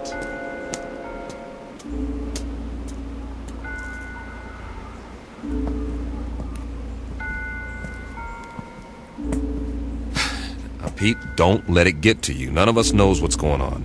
But until we figure it out... I'm sorry, all right? But you know how long we've been on that ship? Now we sit down and what do we find? We all feel the same way. Sure we do. But it's like somebody's trying to trick us into something or drive us batty. Something that doesn't even think like us. But it's got our number. Oh, yeah. Let me tell you. You've got to pull yourself together. I'm pulling, all right? But if we just had some idea, some clue about what the deal is here in this crummy place. How are you fixed for ideas, Carl? I don't really have a theory yet. Of course, it's highly improbable, but... So is the fact that we're here. Come on. Any theory is better than none. Well, I've begun to think that all of this... it just might be some sort of museum. Come again, Professor? We're millions of miles from Earth. It's possible that the inhabitants of this planet, whoever they are or were, developed a very advanced technology. Let's say they had a super powerful scanning device based on some new principle. Over the years, they observed Earth and decided to build replicas of what they observed. Perhaps they even took specimens to use as models. That would explain the accounts of alien abductions. If that's true, where are these inhabitants now? Gone, perhaps, having moved on and left all this behind. They could be in hiding. Then we'd better explore the rest of it. Or as much as we can in one day. At least they had taste. Take the residential street we're on now. It's right out of the late 19th century. Old-growth trees, Victorian houses. Why this era? Why any of it? It must have interested them. Though for what practical purpose, I can't imagine. Maybe just to please themselves. This is the way it was on Earth a few centuries ago. I've seen pictures, the streets, the houses, everything laid out so peacefully. You guys like it here? I would, if I knew it was real. If I could be sure it wasn't all going to vanish in a puff of pink smoke. It's an okay place to visit, but I wouldn't want to live here. Well, you better get used to it. This is going to be home for a while. Charming. Which one? The largest house, there across the street. Well, that one's a mansion. Isn't it lovely? Think of the freedom, the space to move about. You want it, it's yours. Yes. That's true, isn't it? Why not? I don't think anyone will mind. Least of all the old fella in the chair on the porch. Another stiff. It's actually quite realistic, the way they've got him sitting there reading the paper. What's the date on the front page? Hey there, old-timer. You don't care if we look around, do you? Check out the inside. Not at all, gentlemen. You are most welcome.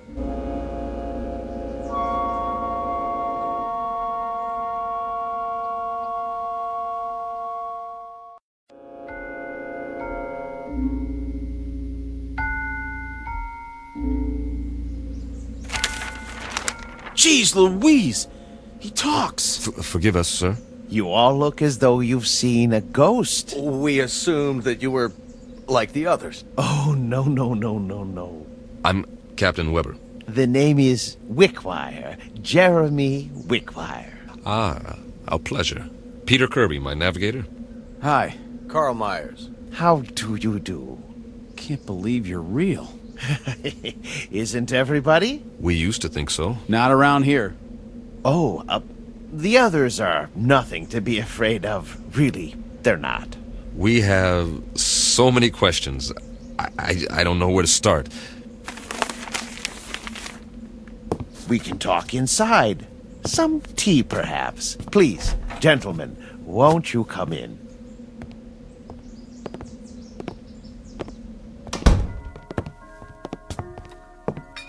One lump or two? Oh, don't go to any trouble. It's better than what we're used to.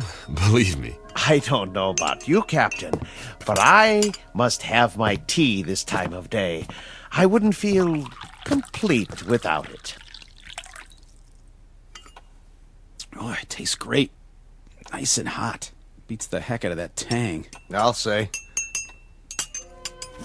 A remarkable collection of artifacts you have here. Artifacts? The oriental rugs, the tapestries, all this furniture. I've never seen anything to compare. It provides a certain level of comfort. Must have cost you a fortune. Oh, not me personally. We had it built for a Mr. Let me see, Jenkinson, I believe it was. You mean the pieces aren't antiques? Oh, heavens no. They were made to the client's specifications. At the last moment, however, he changed his mind, decided he really wanted to be a knight in shining armor.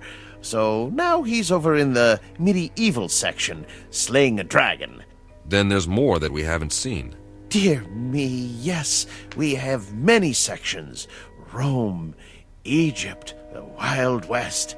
But the one we're in right now is very popular. It represents a period when creature comforts were most abundant, before peace in the world became impossible. By the world, you mean? Earth. Mr. Wickwire. I don't know where to begin. You see, we are from Earth. Yes, of course. We were on a routine geological flight in search of ore to be mined. We ran into a meteor storm and, well, it knocked out some of our equipment and put us off course. That was 6 months ago. Really? That long? Feels a lot longer, believe me. Please, go on. We saw this asteroid and landed as well as we could. But there's no more fuel.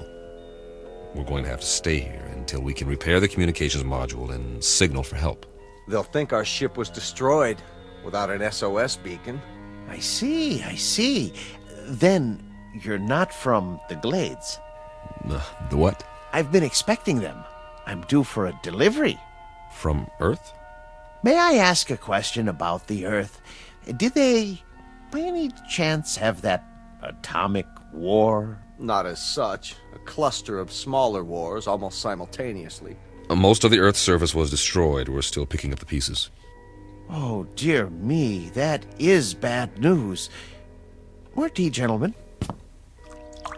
Mr. Wickwire, explain some things to us before we go out of our minds. Certainly, but you do look hungry. And you can say that again. Let me fix us a light lunch first, Then we'll talk. No, Mr. Wickwire. Explain some things to us before we go out of our minds. If you like. Where are we? Why, you're in a memorial park. A memorial? More commonly known as a cemetery. Didn't you know? Please, make yourselves at home. I'll be back in no time. Did he say cemetery? Well, at least we know more than we did. You act like nothing's happened. Nothing has happened, yet. Just give it time. What would you suggest we do? I'd suggest that you... Settle down, fellas. Getting upset isn't going to help. Help who? There isn't anybody to help us. That old man's off his rocker. This place is some kind of loony bin. Shut up and sit down. Yeah, well, I tell you, I don't like it. We're sitting around having tea, and we don't even know where we are. It doesn't make any difference where we are. This is where we're going to stay until we can send a distress signal. Unless he happens to have some rocket fuel and a tail fin assembly lying around. So for now, all we can do is make the best of it. Yeah, we don't have to like it, do we? Be patient. Everything will be explained, I'm sure. You mean you trust that guy? A little more trust might have saved our world, Pete. I say something about him is screwy. What's he so happy and well-adjusted about? Well, look at the way he lives. He's got everything he wants, even if it is a reproduction. Quiet. Here he comes. I've brought some sandwiches and a bottle of wine. I trust we'll make quick work of it. You can say that again. I haven't had a drink in I don't know how long. And after that, coffee. It's brewing now. Meanwhile, a glass for each of us. Do you mind if I pour? Very kind of you, Mr. Wickwire. May I propose a toast? Please. To peace, my friends. Eternal, everlasting peace. I'll drink to that. We all will. Excellent wine. Glad you like it. This is a special occasion. I thought it was worth opening a bottle. Liebfraumilch, isn't it? Yes, indeed. Mr. Wickwire, we're still a bit confused. You said we were in a cemetery. What did you mean? Mean? Yeah, why would there be a cemetery here? Perhaps you could elaborate. Certainly.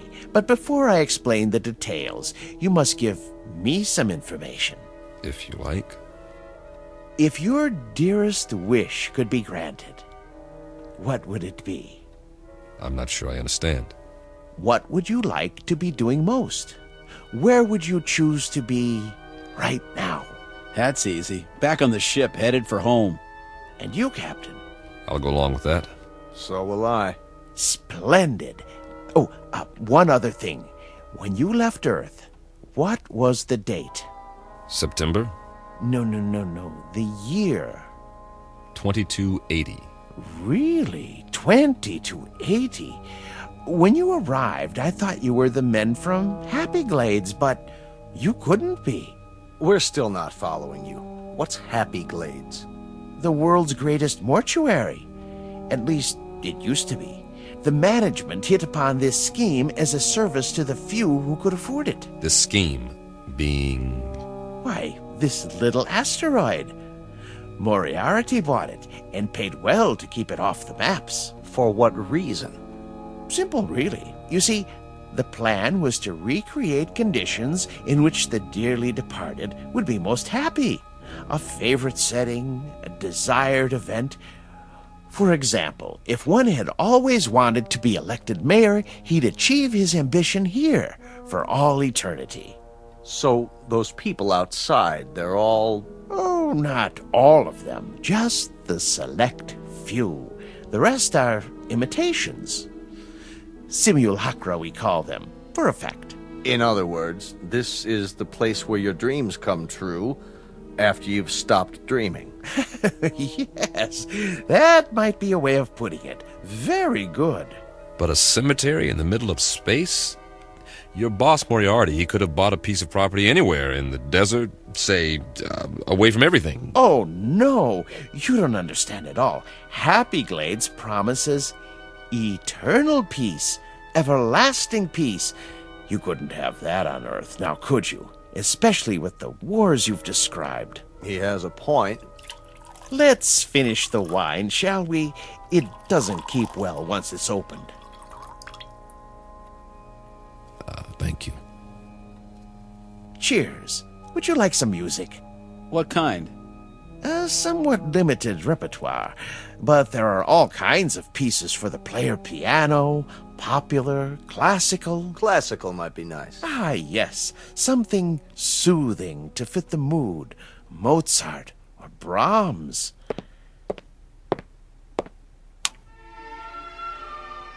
A good choice. I thought so. Drink up, gentlemen, before I bring the coffee. Unless you'd like something more to eat. I have some tea cakes in the kitchen. What about you? Me? Yes. How do you fit in? Why, I'm the caretaker. It's my job to make sure that our guests are not disturbed. This mortuary, or whatever it is, when was it built? Let me see. The year was 2177, I believe. It's almost 100 years ago. That makes you a little on the elderly side, doesn't it, Mr. Wickwire? Oh, you force me to an embarrassing admission. You see, I'm not actually human. When you're gone, I'll go back to sleep, as it were, until I'm needed again. I go on and off, like a machine. You understand now? Sure. Nothing complicated about that. He goes on and off. I've apparently been turned off for several decades. One thing, Mr. Wickwire, we're not going anywhere. We can't. We're staying here, at least for the time being. Yes, I know. You said something about when we're gone. A figure of speech, Captain. I meant departed. Gone on, as it were. Jim, you know what he's saying. What's the matter, Carl? You're pale. And you're perspiring. What in the... Something wrong with the wine. The old man. He didn't drink any of his. You're right. Why? Why didn't you, Wickwire? I told you not to trust him. I told you. Oh, he's poisoned us. We meant you no harm. I realize that, and I'm sorry. Truly I am.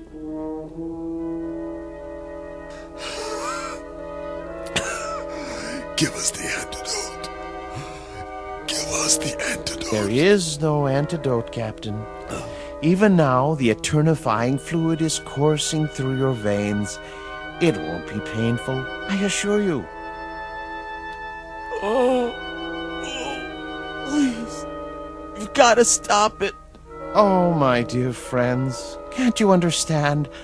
I have no control in these matters. I'm only a machine. But why? Why us?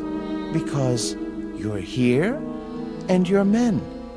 And while there are men, there can be no peace. Surely you've seen ample evidence of that on Earth. What are you going to do with us? There are several possibilities, but as you said, your preference is to be on your ship. So be it. I'll move you there and arrange you in your natural habitat. And every day for a while I'll come by and check on the display, your poses, the instruments and other details, and I'll touch them up if need be with a feather duster so that the scene is absolutely perfect before I retire to this house and turn myself off until the next ship arrives. I trust it will be a dream come true for you. It will. Won't it? For the love of God, Wickwire. For the love of God. You'll excuse me now, but I must make ready.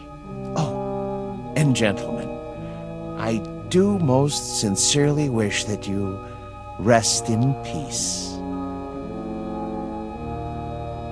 Captain. Goodbye, Captain. Easy, Carl. Easy, Carl. Don't fight it. It'll only work faster. Bill, I'm scared. Try not to be beat. I'll be with you.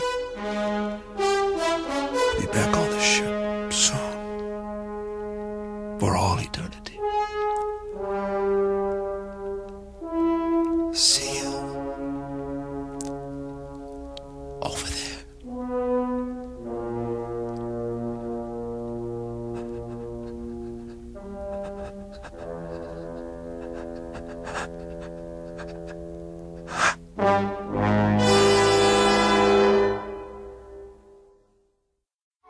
Captain Weber is Navigator Kirby and Meyer the geologist on their last voyage, and now at their journey's end.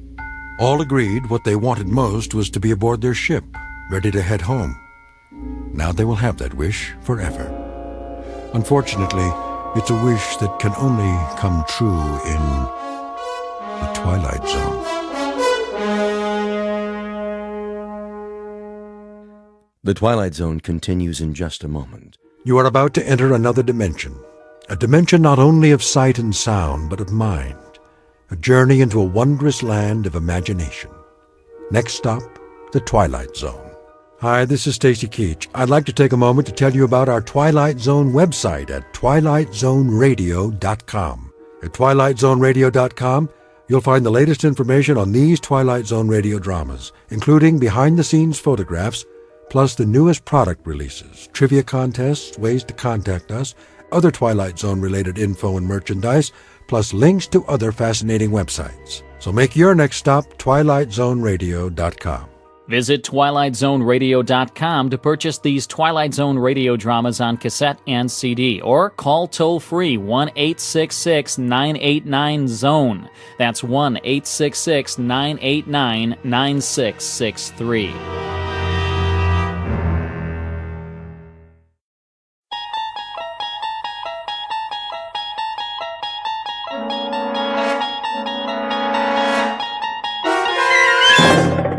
You're traveling through another dimension. A dimension not only of sight and sound, but of mind. A journey into a wondrous land whose boundaries are those of imagination. Your next stop, the Twilight Zone.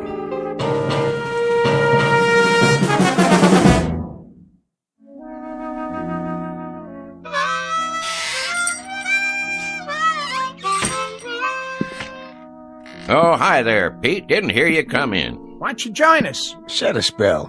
That's all right. I wouldn't want to interrupt you. Well, all right then. Where was I? General Pershing. Oh, yeah. So I said to Jack Pershing, General, I said there ain't gonna be no artillery support. They're dug in too deep. When was this now? First World War, of course. The Great War, we called it. Yes, sir. So I says to General Pershing, Jack, what we gotta do is we gotta enfilade. Know what I mean? Do what? Enfilade 'em. That's what we're gonna do. Ha ha! Enfilade 'em to beat the band. Frisbee, when are you going to put that mouth organ of yours out of its misery? How's that? Or at least learn how to play it.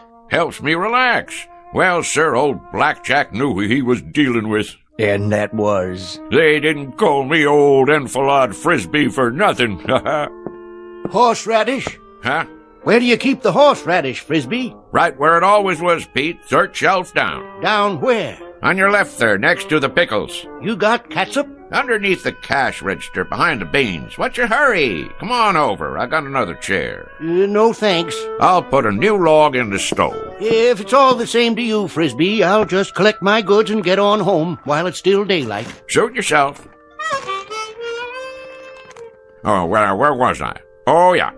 Well, sir, the following morning, we attacked up and down the line, and the rest is history. Smashed them to bits, we did. And then we went on to Paris to celebrate. Exactly 4.5 hours it took us. We had frogs' legs and cold duck till we couldn't eat no more. An hour later, we was in Berlin. Shall I say it, or do you want to? Be my guest. Frisbee. Yeah? You not only got a potbelly big as that stove, you're the biggest liar who ever sat in that chair. You're doubting my word? You can start with that. Beyond just doubting your word, I'm calling you a liar flat out. How can you go from Paris to Berlin in 1 hour? Find the radishes, Pete? Yep. What about celery? All out. Getting some fresh ones in the morning. We're waiting, Frisbee. How do you go from Paris to Berlin in 1 hour? Oh, hold your horses now. I'm coming to that. It's what made the whole operation so fantastic. I was doing some reconnoitering, and I found me a back route. That's very interesting, Frisbee, except last week you sat right there, big as life, and told us you were in the Balloon Corps. You sure did. And that over the Battle of Marne, you shot down 3 German Fokkers with a pistol and personally directed the artillery so the Marines could win. Oh, I did that too. Only it was a year later.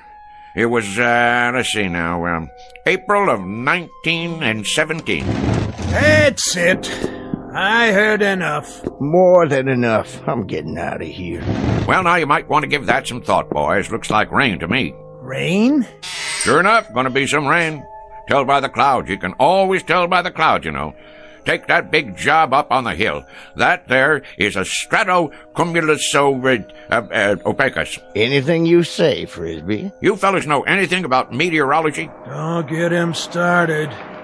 Well, what do you know? Looks like it got me a customer. Carload full of them. Better get out there and pump some gas before they change their minds. Oh, now ain't no reason to hurry. Them clouds, for instance, they like to take their time. So do I. It's the way Mother Nature made things. Why, did I ever tell you about...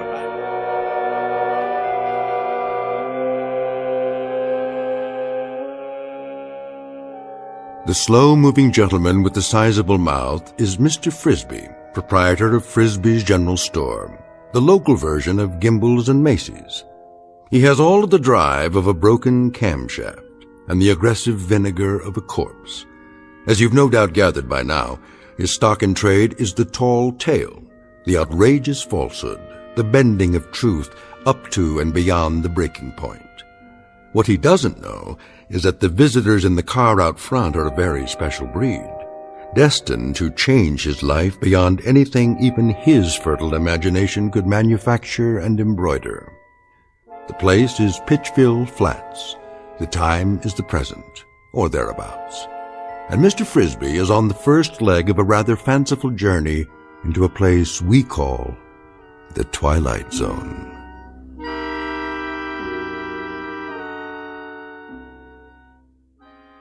And now, The Twilight Zone, and our story, Hocus Pocus and Frisbee, starring Shelley Berman, with Stacy Keach as your narrator.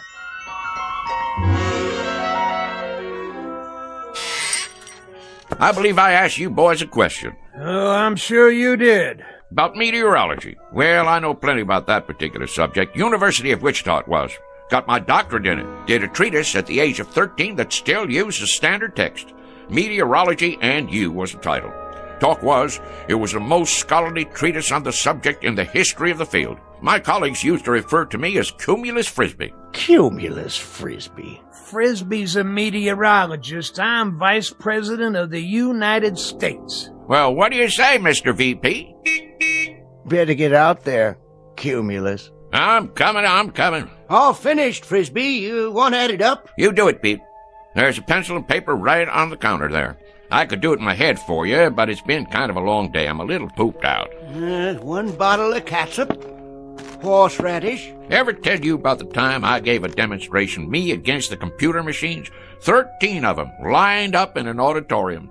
133 columns of figures, 8 digits apiece, and no pencil and paper, mind you, all in the head.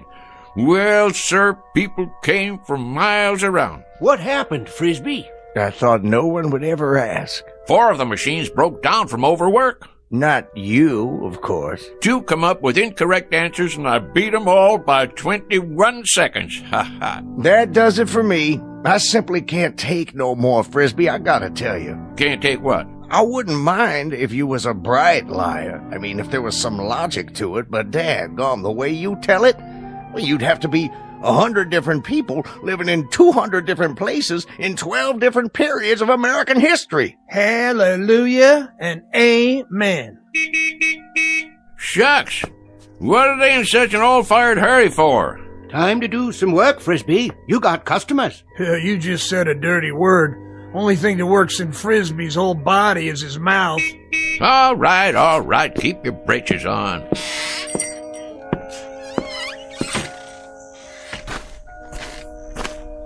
Howdy, gents. Hello. Want gas or something? Gas? Oh, yes. Sorry I had to wait. Not at all. You know, if you gotta be someplace in a hurry, you could have pumped it yourself. We could. Didn't you hear me yelling? Oh, we heard you. Definitely. We're not too familiar with this kind of car. No. Say how many of you was in there? 4 of us. It's a bit of a tight fit, I'm afraid. Sure it is. One of them foreign jobs. Not much room inside, huh? We don't know where to put the gas. We aren't familiar at all with these foreign jobs. You ain't? Well, this is your lucky day, 'cause I am. A matter of fact, I'm the one responsible for them. For a while there was all rear engine, only in the back. You developed them, did you? Oh, indeed I did. Got a phone call from old Henry Ford one time asking me to fly out to Detroit. Henry Ford? Sure. Well, I did that little thing, and next thing you know, in 48 hours, I went and designed the first rear-engine automobile. Advantages are fantastic, Is that right? Sure. All the weight on the driving wheels gives her better traction, eliminating the drive shaft, lowering the whole car. There's a whole lot better visibility, plus the heat and gas fumes go right on out behind. You're quite familiar with the internal combustion engines, then. That sort of thing. Familiar with them? Why, mister, you're looking at the granddaddy of the modern-day automobile. Henry said to me when I finished that there designing job, rear engine, he said, that's what he called me, old rear engine Frisbee. He says, rear engine, you're an automotive genius. That's what you are. Hey, well, I couldn't very well argue with him, being as how he was Henry Ford. I guess not. Now, where was I? Say, you want it filled up? If you don't mind. Not at all, not at all. That's what made this country work, and more work. Me, I've done more of it in my life, more different kinds of work than most people ever even heard of. Of course, I had more than my share of ingenuity, too. I took this little old business here and made it a success, just like I did for, well, you might say everything I laid my hands on. Gas tank. Would it be on the other side? Oh, I knew that. Why don't you boys go ahead and stretch your legs? Take your time. Mighty pretty country around here.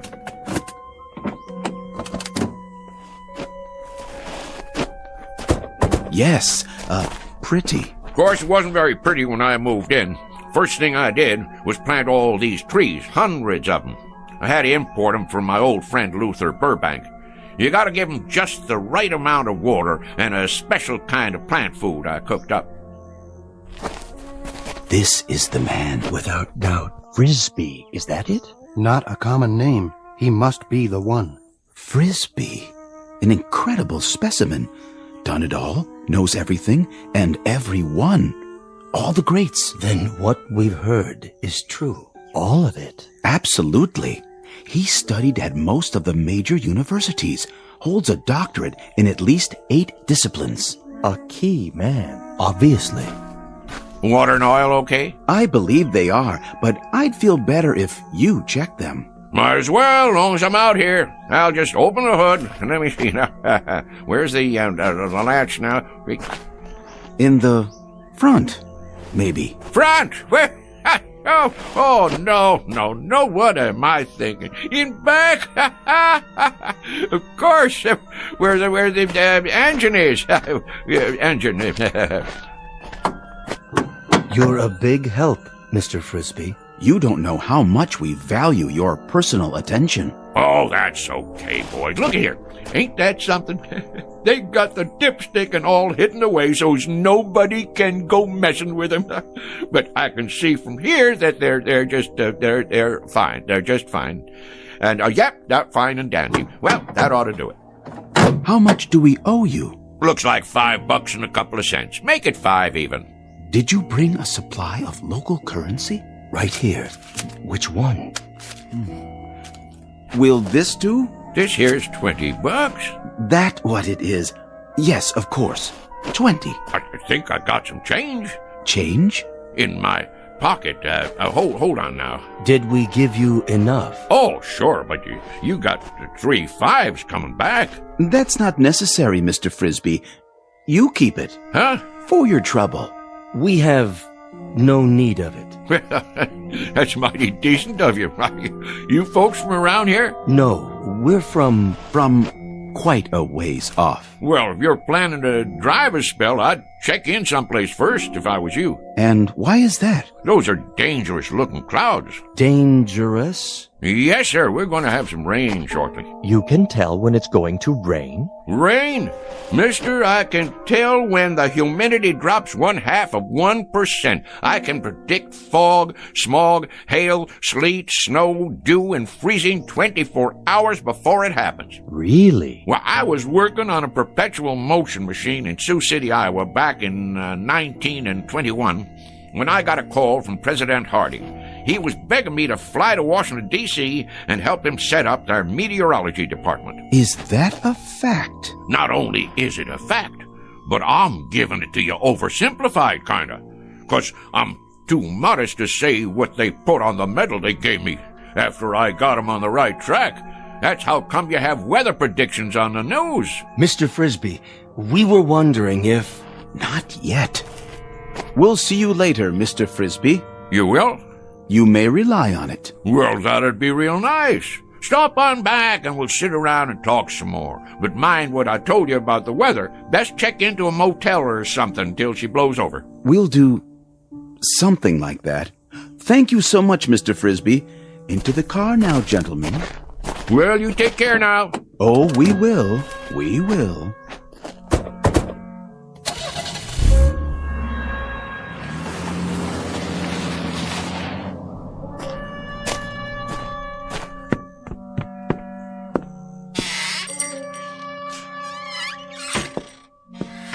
Odd fellers. Why, didn't they believe what you were saying? It ain't that. They just seem kinda odd.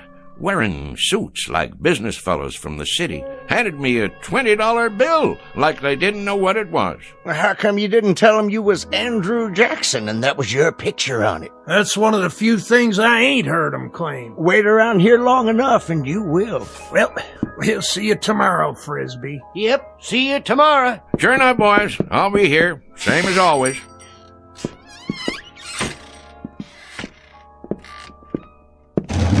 Let's see now, 5 o'clock.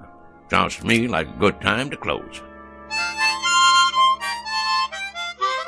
Mr. Frisbee? That's my name. Don't wear it out. Huh? Mr. Frisbee. Who's there? If you walk outside and head east down the highway... Where are you? Nobody left in this store but me. If you head east for 200 yards, you'll come upon something extraordinary. Oh, yeah? Like what? An adventure, Mr. Frisbee. New worlds to conquer. How's that? Worlds even you have never dreamed of. Say, where are you hiding? In the back room? Or over by the dry goods? Don't trouble yourself. You won't see us. Well, where are you then? With you, Mr. Frisbee. We are a part of you. And soon, very soon, you will be a part of us for all eternity. You are going to the stars, sir. To the stars.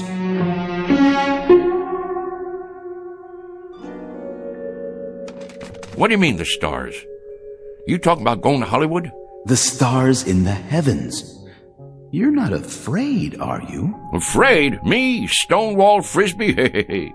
Dwight David Eisenhower said to me back when I got onto the very first landing craft on D-Day, Stoney, he says to me, Stoney, you lead the invasion. There'll be mines, German E-boats, Stuka dive bombers, and artillery up against you, but you can do it. Well, Ike, I says, I guess if you really want me to. An exceptional record, Mr. Frisbee, but our time grows short. Will you accept this last greatest adventure? You mean go walking outside? It's not far. Just beyond the first grove of trees. Afraid I can't take you up on that, seeing as how it's gonna rain. Then you are frightened. We had thought you'd be the one man willing to take almost any risk. That may be, but who, may I ask, is telling me all this? If you'll walk on down the road, as I suggested, you'll find out. Well, rain or no rain, I never was one to turn down a little excitement. Who'd you say you was? Your questions will be answered soon enough. Well, all right then. Just let me lock up. That won't be necessary. Why not? Because, Mr. Frisbee, you won't be coming back.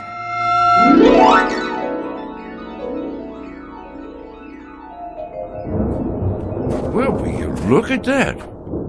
I sure was right. Gonna be a big old storm tonight. Hurry, Mr. Frisbee. I'm coming. Don't get your long johns in a twist. Straight ahead. We're waiting for you. Where? Look to your right. I don't see... Wait a minute. What the heck? Oh, I get it. Some kind of movie prop, right? What you doing? Making one of them science fiction movies out here? Dang if it don't look like one of them flying saucers. That's exactly what it is. You may come inside. Now, how am I going to do that? You got it made to look like there ain't no doors or windows. Very well. In the interests of time, I suppose we can give you a slight assist at this point. Hey! Hold on, Mr. Frisbee. Whoa, Nellie! How'd you do that? Teleportation, Mr. Frisbee, but I'm sure you know all about it. Well, what do you know? You got a nice setup in here. I'll give you that. What's underneath all that aluminum paint? Wood frame or drywall? I assure you, it's all quite authentic.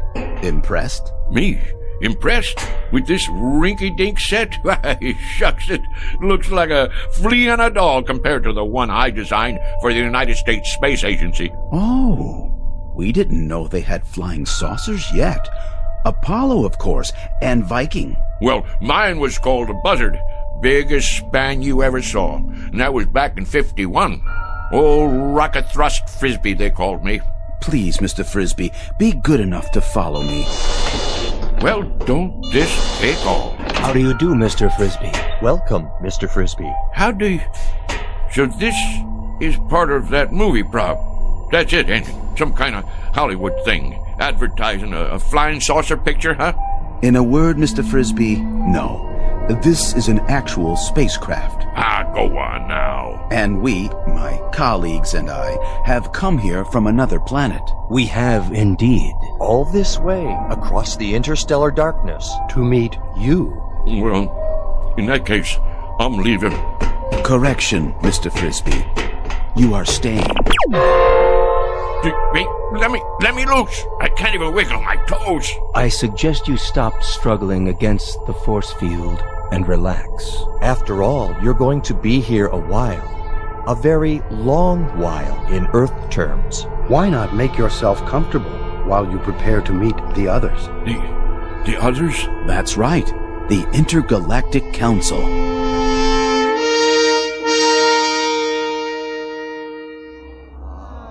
Well, sir, the government already knew about my research in atomic energy. Matter of fact, I suggested it to them as far back as 1923. Spent a whole summer one time with Al Einstein, during which time I gave him the preliminary stuff about that relativity theory of his. Smart as paint, that fella. Smart as paint. He had bad hair, though. Should have put some Brill cream on it. A little dab will do you. Anyhow, when I got this here call from New Mexico, I had to hightail it over there and show them how to make the bomb. Incredible. Fantastic. What a specimen. Now, let's see. That covers atomic energy. What was the next thing you fellows asked me about? If you wouldn't mind, sir. Go on, speak your mind. You're entitled, son. Your research in liquid propellants. Oh, yes, liquid propellants. Well, now, the main thing I gotta say about that is there ain't no liquid in the world that'll propel me faster than a dry martini on the rocks. We were referring to liquid propellants as applied to space travel, Mr. Frisbee. Oh, them liquid propellants. I get your drift. Yeah, I developed the first ones used by the Air Force in that old whack Corporal rocket, remember? Used to have a model of it out in front of Disneyland. Well, that thing sure could move, thanks to me. Made up a batch of liquid stuff in my cellar. Folks around town wanted me to run for Congress after that, being as how I got the country back into the space race. But if there's one thing I ain't, it's conceited. I figure it's a man's patriotic duty to invent liquid propellants if he has a mind to. And I had a mind to. Why, even as a boy, when I was attending Princeton University on a special scholarship, they used to call me Old Liquid Propellant Frisbee. Next question. Forgive me, Mr. Frisbee, but you mentioned Princeton University, did you not? Sure did, young fellow. Nice place, too. Real homey. Of course not as homey as Pittsville Flats. But it was my understanding that you attended the University of Wichita. That one, too. I can see how you'd get a mite confused. It happens to be a fact that I hold degrees in 38 major universities and advanced schools of learning. Amazing. One Earthman. It beggars the imagination. I also got me one of them Rhodes scholarships over in England one time, but I had to turn it down because I wouldn't bow to the Queen. Next question. No more? In that case, well, I'll just get on home to dinner. I said it was getting late and I have to get home to dinner. Hey, you guys. About time I was leaving. I gather that you don't quite understand the situation, Mr. Frisbee. How's that? You're not going home for dinner. You shall have dinner here. Here? Precisely. In exactly, 14 minutes by your measure of time, we'll be departing. Departing? From where to where? From here to our planet. You see, Mr. Frisbee, our assignment here was to secure a representative Earth species, the most brilliant we could find. There seems to be no question that your accomplishments are far and away more extensive than any other human beings. Mine? Now, wait a minute. Now, hold on there. You fellas got the wrong idea. Why, I'm just a plain old country boy, a bumpkin. I'm a bumpkin. That's what I am. Just a rube with a big mouth. Come now, Mr. Frisbee. You do yourself a terrible injustice. We know all about you and your accomplishments. My accomplishments. Mister, the one accomplishment you fellas didn't pick up on is the fact that I am the gall-darndest liar that ever walked the pike. I spin the longest yarn west of the Rockies, and I'm not talking about exaggerating. I'm talking about lies. I mean lies. Mr. Frisbee. Don't you get it? I'm a liar. I ain't got enough truth in me to raise a bump on a bee. There are some terms that have no equivalent in our language. This word, lie, that you mentioned. Dang right, lie. That there is the opposite of the truth. Don't you have that on your planet? Have what, Mr. Frisbee? Have a fella that runs around talking the bull off a nickel? I'm afraid not. We have no concept of this term. You mean whatever somebody says goes without saying? That is the truth? So everything I told you, every doggone piece of harebrained guff I've been throwing at you, you believe it? And now you're taking me up to your planet so you can stick me in a cage? Oh, hardly that, Mr. Frisbee. It won't be a cage. We'll naturally have to keep you confined, much as we do the other specimens we've collected. We've got a marvelously entertaining Venusian.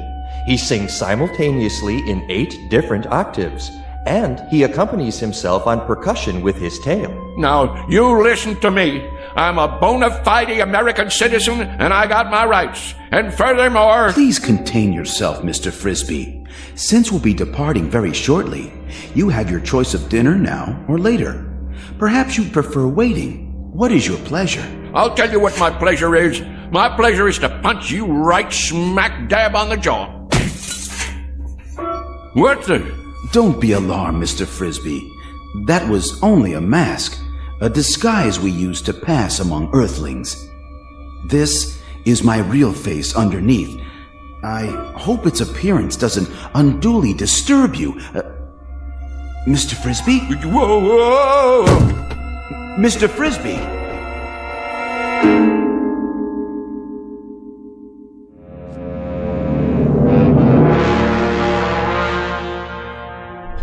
Oh my, aching back. Where am I?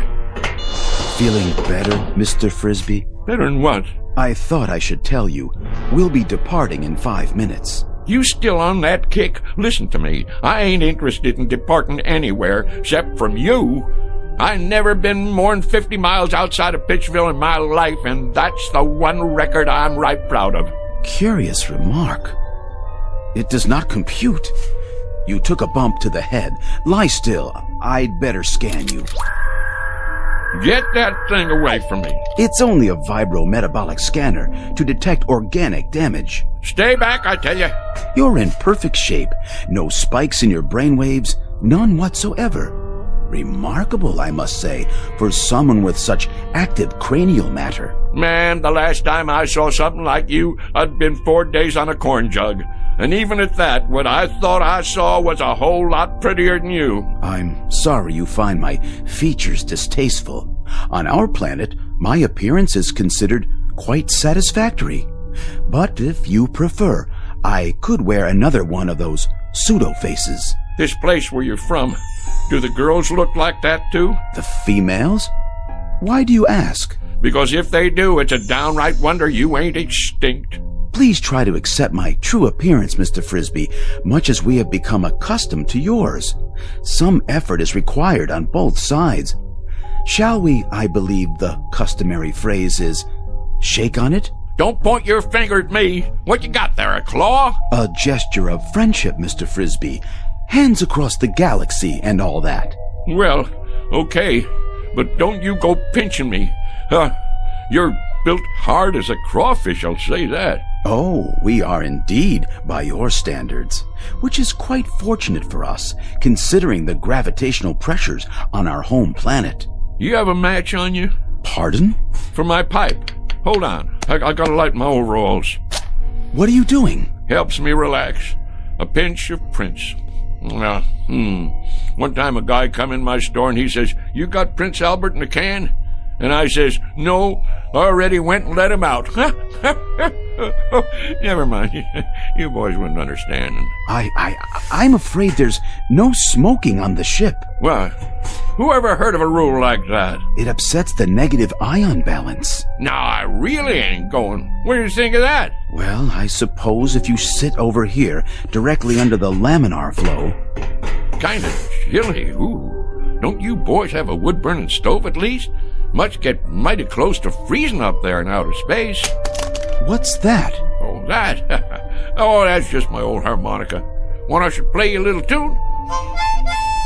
Oh, please. Please, Mr. Frisbee. I've been meaning to give a concert one of these days. Maybe Carnegie Hall or over in Branford. Oh, attention. X10 and X12. I need you here at once. Most beautiful sound there is, huh? They have harmonicas where you guys are from? Well, do they? I ask you a question. Do you have harmonicas up there where you Help! Help! You don't look so good. Kinda green. Whoa, well, let me play some more for you.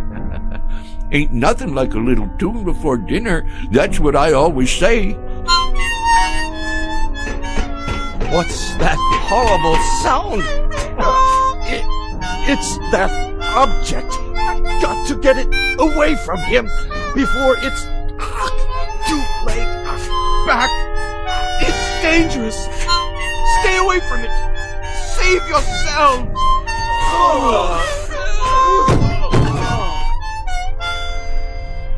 What's the matter, boys? Don't you like my playing? Boys? Oh, boys! Frisbee, old son, something tells me this is your chance. You better make tracks, and I mean now. They didn't call you old mile-a-minute Frisbee for nothing. Get moving. What are you doing out of your room, Mr. Frisbee? Mr. Frisbee! Don't let him off the ship! Quickly, seal the airlock! No, you don't, boy. Get out of my way. No. Don't go after him. He has some sort of fantastic instrument that emits a death sound. I've never heard a pitch like it. It's powerfully destructive. We'd best take off before he warns others of his kind. They may have the same weapon.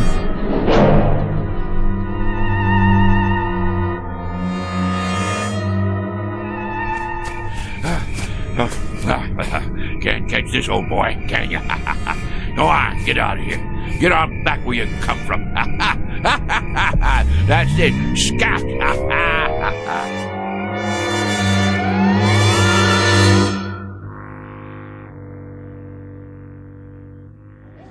Shh, quiet. Douse the lights. Here he comes.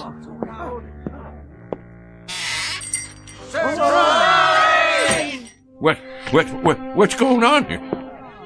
Will somebody tell me what's happening here? What do you mean, what's happening? It's your birthday, ain't it? As if you didn't know. And this here is a surprise party. As if you didn't know that either. Congratulations, Frisbee. Put her there, old buddy. Well, I sure didn't expect nothing like this. And the heck you didn't. The present. Give him the present, dadgummit. I've been waiting all day for this. Got it right here. What are you waiting for? Go on, Frisbee, open it up. Well, you folks sure sprung one on me. Want me to help you get the paper off? No, I can get it. Go ahead, read it.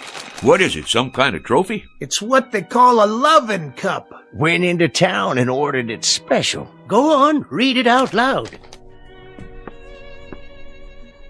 For the first time, Frisbee is at a loss for words. I'll read it for him. World's greatest liar, Mr. Somerset Frisbee, presented by his friends on the occasion of his 63rd birthday. Folks, all I can think to say is, mighty nice of you all. Mighty nice. Ain't you gonna make a speech?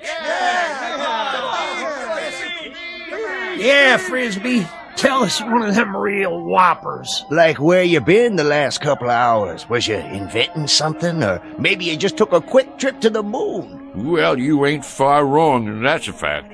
I knowed it. I've been waiting for this all day. First off, you know who them fellas was in that car? Which car? That little foreign job come in here for gas, remember? The President of the United States and the Secret Service.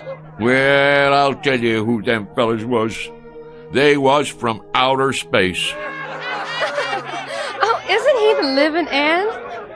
And somehow or other they picked me up in the air, right down there by the hollow, and I floated over to their flying saucer, and they took me inside, and then they was gonna kidnap me and take me to their planet. And you was gonna be their leader, Frisbee? But it's true. They was just about to kidnap me. Wanted to make me their A1 prize specimen. Oh, the whole Galactic Council was watching. They even had a guy from Venus who could sing 8 different ways from sundown and play the drum with his tail. Well, sir, you know how I stopped them? You talked them to death? No, not that. It weren't nothing, really. Just took out my mouth harp and blowed a little tune, something like this. You know what happened then? I'm sure you're gonna tell us. I've been waiting all day for this. They just plumb fainted away. Now that I can believe. Play us a tune, Somerset, the way you used to. Well, I suppose I could do that, if you really want to hear it. Wait a minute. Wait a minute. There it is. Didn't I tell you it was going to rain? Sure I did. I can feel it in these old bones of mine. Yes, sir. What did I tell you? What did I tell you? Ain't he the perfect limit? Ain't he the be-all and end-all?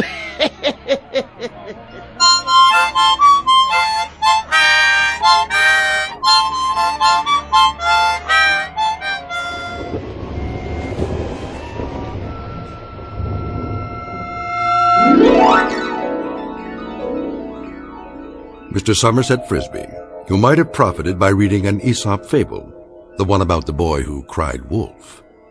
For now, consider this one more tall tale from the timberlands of the Twilight Zone.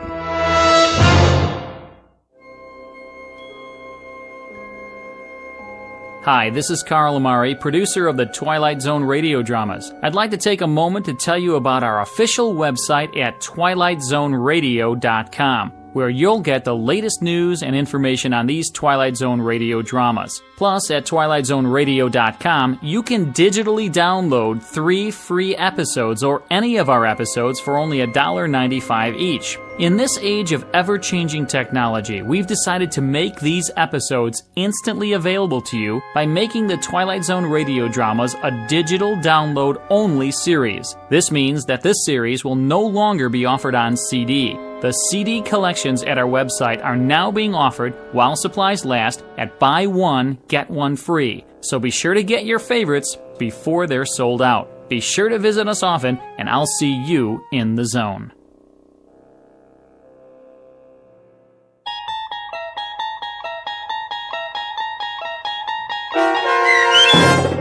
Hocus Pocus and Frisbee, starring Shelley Berman, with Stacy Keach as your narrator, was written for The Twilight Zone by Rod Serling, from a story by Frederick Lewis Fox, and adapted for radio by Dennis Etchison. Heard in the cast were Mike Novak, Richard Hensel, Turk Muller, Sarah Marks, Jeff Lupiton, Christian Stolte, and Doug James. To learn more about the Twilight Zone radio dramas and to obtain audio cassettes and CDs of these programs, visit our website at twilightzoneradio.com. The producers of The Twilight Zone wish to thank CBS Enterprises, Carol Serling, Dennis Etchison, Dick Brescia Associates, Claire Simon Casting, Paul Patch, Terry Jennings, the American Forces Radio and Television Service, our sponsors, and our radio affiliates for helping make this series possible. This copyrighted radio series is produced and directed by Carl Amari and Roger Wolski for Falcon Picture Group. Doug James speaking.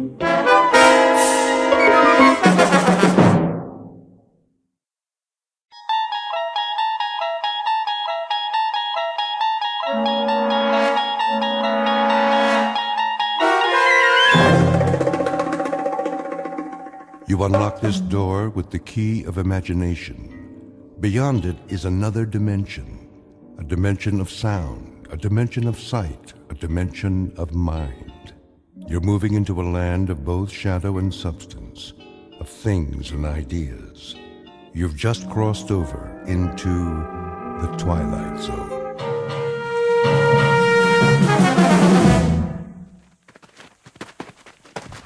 This is far enough. Hold up, men! Looks like we're in the clear, Sarge. Don't believe everything you see. Want me to call base camp? Not yet. Oh, my aching back. You can say that again. On your feet, Private. Oh, well, we got a real nice spot here. Nobody told you to fall out. Mean we ain't gonna have a picnic? Pick up your gear. Now. Yeah. Listen up, you jokers. This isn't war games.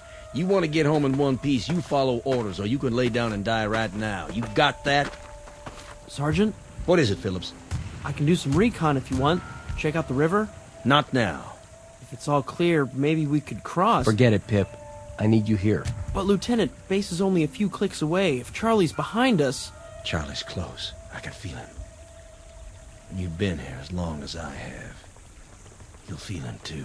Listen to the Sergeant. He eats and he sleeps jungle. He lives in the trees like a monkey. He was made for this. Well, you're a bunch of city boys. You don't know jack. Now cut the chatter. I was thinking. Yeah? Maybe the kid has a point. If the river's secure, we could cross and make a circle back to camp. If it's secure. That's a big if. Only one way to be sure. He's too great. That's just it. He's fresh off the boat and he knows it. So he follows orders. Tell him to cut a path to the river and come straight back. He'll do it. He won't mess around. Just one man. If he stays low, keeps moving, it might work. Give him 10 minutes. If he's not back, we move out. Pip? Sir? I want you to go down there. I want you to turn around. I want to gently... In the river? Okay. All right. Now get moving. Yes, sir. And where's he going? Yeah, he's in a mighty big hurry. That's probably the chow he ate. No, he's gonna have himself a little swim. Hope he took his suntan lotion. Cool it! Come on, Phillips. You can do it.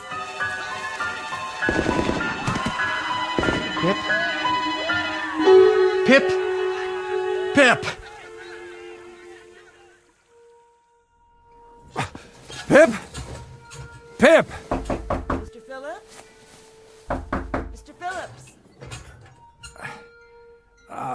Yeah, I'll be right there, Mrs. Feeney. I was just resting my eyes. Must have been dreaming some nightmare. Mr. Phillips, are you in there? Sure, Mrs. Feeney. Just let me get the locks on the door. Hey, you got a message for me from Pip? Quick transition from a war zone in Southeast Asia to a rooming house stateside. That's the way the mind works, moving through time and space as if they were the elements of a dream. Only sometimes the dream may not go away quite so easily. Submitted for your approval, one Max Phillips, age 46, slightly the worse for wear, whose life so far has been as drab and undistinguished as a bundle of dirty clothes. Occupation, small-time bookmaker. And though it's a bit late in his career, he has an errant wish that the rest of his life might be sent out to a laundry and come back shining and clean. This to be a gift of love for a son with the unlikely name of Pip, Mr. Max Phillips, who is soon to discover that a man may not be as wise as he thinks. Said lesson to be learned the hard way in the Twilight Zone. And now, The Twilight Zone and our story In Praise of Pip, starring Fred Willard, with Stacy Keach as your narrator. Mr. Phillips, I can't wait all day. Oh, sorry, Mrs. Feeney. What do you got for me? A message from Pip? Afraid not. Oh. Well, come on in. I must have fell asleep. You ever take naps? I started taking them lately. It makes you feel refreshed. Besides, I ain't getting any younger. Smells like a brewery in here. Nice, huh? Nice? No. Typical, yes. Pour you one? I didn't come here to socialize. Oh, sure. Well, is it about the rent? Because I'm pretty sure I paid it. Check your book. You'll see that You got a visitor downstairs. I do? Some kid. That right. What's his name? I didn't ask. Well, tell him to wait a couple of minutes. I already did. You did? Then I better straighten up. Yeah, you better. I think he's got some more business for you. No kidding. You're a doll, Mrs. Feeney. Did I ever tell you I love you? All the time. Speaking of which, do you know what time it is now? Sure I do. Only first, tell me what day it is. It's 8 o'clock. In the evening. What? It can't be. Well, it is. September the 13th, 1963. And you look like an X-ray of an ulcer. Anything else you want to know? Yeah, where's a clean shirt? Lower right-hand drawer. You got one left. Thanks. You know I'm crazy about you. You're the queen of women. Mailman come yet? Come and gone. Anything for me? Nope. Nothing for my boy, huh? You ask me that every day. Well, sometimes he writes, when he's got time. He must be awfully busy over there. Place called Vietnam. Don't worry about him. He's a good boy. He'll be all right. He better be. Look at him in this picture. I ever show you his picture? Every time I come up here. Just look at him, in his uniform. Takes after his dad, don't you think? You want me to throw away these empty bottles? Would you? That'd be great. You ain't doing yourself any good living this way. You know that. A very astute observation, Mrs. Feeney. That's why I'm crazy about you. I love your astute observations. I mean it. I know you do. There, good as new. Take a look in the mirror, would you? Who's that good-looking man? Why, it must be Max Phillips, purveyor of tickets of chance on equestrian events. Take my advice. Find yourself a new line of work.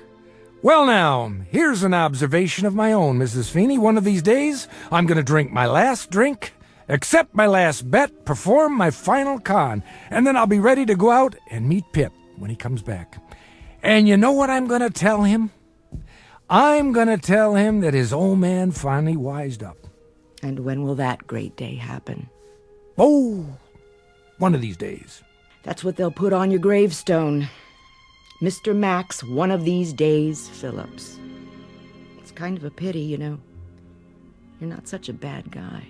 And you are the paragon of all virtue. I'm nuts about you, Mrs. Feeney. Let's dance. Keep your hands to yourself now. And then later, you and I can toast marshmallows together and sing camp songs. How about it, Mrs. Feeney? It'll beat a laugh, won't it? Won't it beat a laugh? I'll send up your visitor.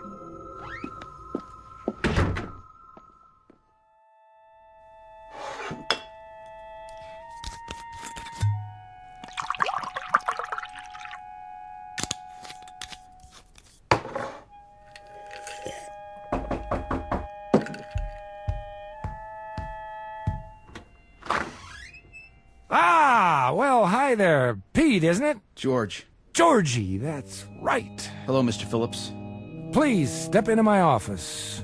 Thanks. Drink? I've got a bottle. No thanks, Mr. Phillips. How about a cigarette? I've already got one. Oh, you got two by any chance? Oh, yeah, sure.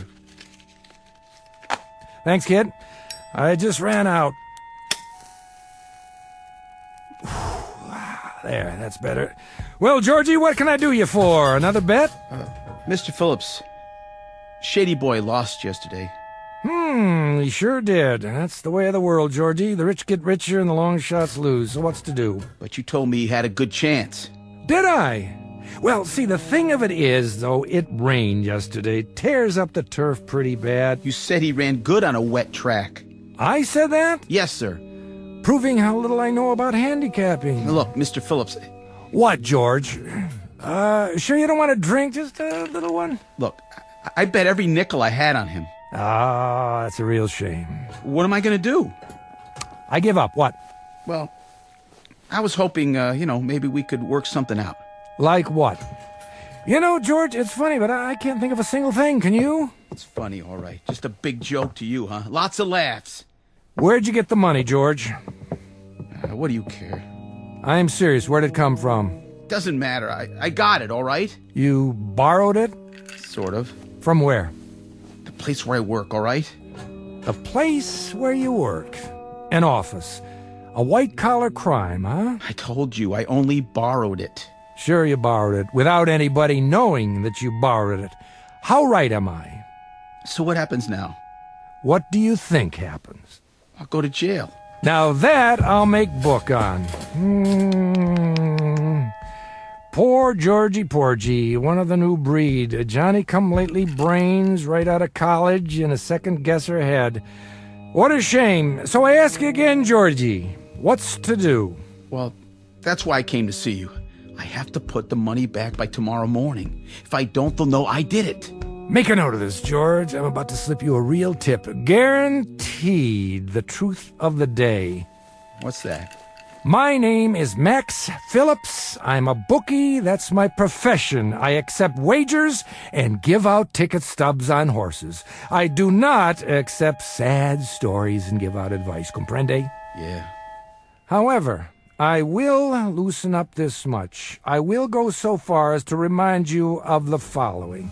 If you're dumb enough to bet on horses, not to mention dumb enough to steal the money you're betting, then, young George, you happen to be up the proverbial creek without the proverbial paddle. Well, maybe guys like me wouldn't be that dumb if guys like you didn't make it so easy.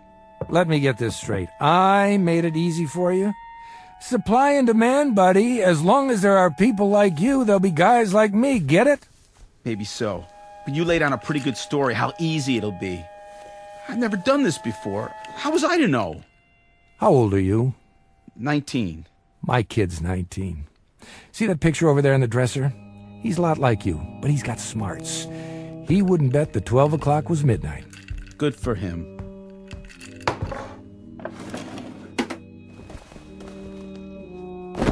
Here. What's this? Your dough, all of it. But how can... I didn't even send it over to Moran. You want to know why? Mr. Phillips... I'll tell you why. 2 reasons. 1, I have fleeced 12 kids like you this week. Cleaned them out and left them to bleach. You'd make number 13. I'm superstitious. And the other reason, that boy in the picture there, if he ever did anything as dumb as you, I'd count it as a favor if somebody straightened him out.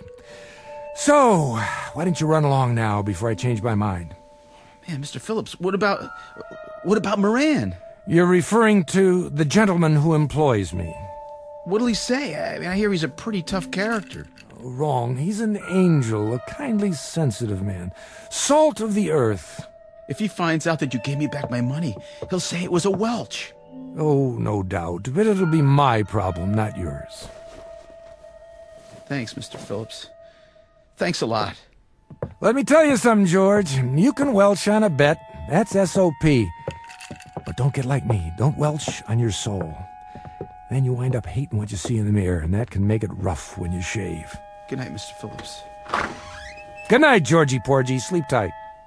You saved my life. God bless you.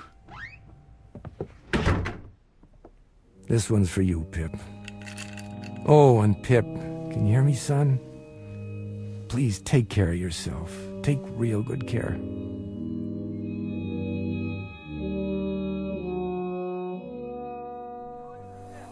More wounded? I'm afraid so, sir. And more on the way. You know we can't handle any more, Lieutenant. I filled up every cot I can lay my hands on. You'll just have to do the best you can. But we can't keep up with all the casualties. Better than sending them home in body bags. And God help them. This one on the stretcher, the boy from Huang Ho? That's right, sir. We were caught in an ambush. Multiple shrapnel wounds, abdomen, extensive tissue damage. Not a pretty sight. Can you do anything for him? Shot of morphine. Other than that, we can't touch him here. This is only a field hospital. The kind of surgery he needs. Level with me, Doc. What are his chances? Not very good. Oh, that's tough. He's a good kid. Phillips Pip. It's an odd name. It's what everybody called him. Well, Private Pip, I wish you a full recovery and a long life. Short of that, someone to mourn you.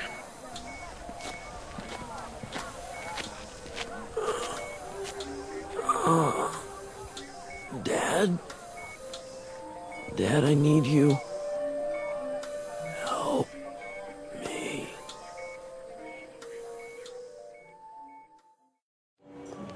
Ice cream, cotton candy, saltwater taffy. How about you, mister? Me? Oh, no, I don't eat that stuff. My boy, though, used to like ice cream cones when he was little, the kind with nuts. That right. Ice cream, cotton candy. Hey, give me an ice cream, huh? For old time's sake. Make sure it's got lots of nuts on it, okay, pal? Suit yourself. Here you go. Get your ice creams right here. Tastes good. Don't it, though? Hey, Vinny, what are you doing here? Looking for you. What do you think? Some other time, Vinny, I'm going for a stroll. Eating an ice cream cone. You know how it is. Yeah? Nice time of day. The weather's cooling down. I don't need any company. Maybe you don't. But Mr. Moran, he wants to see you. Oh, does he? Well, you just tell Mr. Moran that I'll be around tomorrow with his dough. No reason to worry. He knows where I live. He wants to see you now. No kidding. Let's go. 98, 90, 2 grand, 220, 230. Yeah? Max Phillips is here, boss. Show him in. This way. I know the way. How long I've been coming here, Vinny? Shut the door and wait here in case I need you. Sure, boss. In case you need him, that's a laugh. Might need protection, huh? Against me? Sit down. That's all right. I won't be staying long. I got another engagement. So, Max, haven't seen you in 5 days. I know. Seems like years. Where is everybody? Everybody was here. Now they're gone. That a fact? We settled accounts tonight. Oh, yeah. Where were you? A reasonable question. That's me. Always reasonable. I must have took the wrong bus. You don't need to take a bus. It's 2 blocks. Well, how about it was such a beautiful day, and I thought I'd take a stroll on the boardwalk. Hey, you remember those ice cream cones with chocolate and nuts on the outside? Guess what? They still make them. I must have bought my kid 1 million of those. I must have... Enough already. You give me the wrong story now, and you'll end up under a bus instead of on one. That can be messy, if you catch my drift. Oh, I catch it all right. Here you go, Moran. Catch this. $1,341. Not bad, huh? Things are looking up. That depends on who's doing the looking. From where I sit, I don't like the view. Then maybe you should clean your glasses. Max. What am I going to do with you? What am I going to do with you? Smoke? Sure, thanks. I don't understand you, Maxie. Don't worry about it. I don't understand myself sometimes. But you know, I don't worry about it anymore. I just take it the way it comes. That's my motto now. I treat you like a favorite uncle, and then what do? You double-cross me. Me? I don't see nobody else here, do you? I don't know what you're talking about. No? Kid by the name of George Reynolds placed a bet with you, $300. His horse didn't place. But somehow, the dough never got to me. Uh-oh. Busted. Why, Maxie? I'll bite. Why? Vinny, Something, boss? bring the kid in now. Sure thing. I want you to see what happened. See what? You mean he's here? No, he's taking a vacation in Miami Beach. 'Cause he's here. Nobody gets past me. No, because you gave it back. You welched on me. I had to go out and find the kid and get my money. My money, Max. But he got stubborn, so I had to rough him up. That was a lot of trouble to go through. Sit down in the chair. All right, I'm sitting. Yeah, looks like an awful lot of trouble. For me and him both. And you did this for $300 lousy dollars?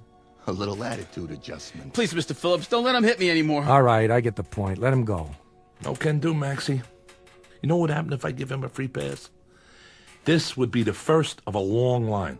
And inside of 3 months, I wouldn't have a shirt on my back. The kid must have persuaded you pretty good. He didn't do anything. Just placed a bet. Ask him. Look at his face. He's already been asked. Nice black eye, if I do say so. One I should make it a pair, boss. If I don't put the money back, I'll go to jail. Don't you understand, Mr. Moran? I'll go to jail. Oh, you're tearing me to pieces, kid. It's me right here. You know what your trouble is? You listen to people like Maxie. That's mistake number one. He never gave anything away in his life. How right am I, Maxie? Very right. Guess I'm just a heel with a Robin Hood complex. He's got a complex. But a short-lived one, Georgie Porgy. Remember that. Next time somebody hands you something for free, consider the source. Nothing from nothing equals nothing. You want I should answer it, boss? No, I want you to eat it. Get it for me. It's giving me a migraine. Talk to me. Who? Yeah. He's busy right now. All right, I'll tell him. It's your landlady. Mrs. Feeney? Says there's a telegram for you. A telegram? Probably from Georgie's horse, saying he's just coming into the stretch and he'll be home for Easter. Give me that. Yeah? Well, open it up, would you, Mrs. Feeney? From the Defense Department? Go ahead, read it to me.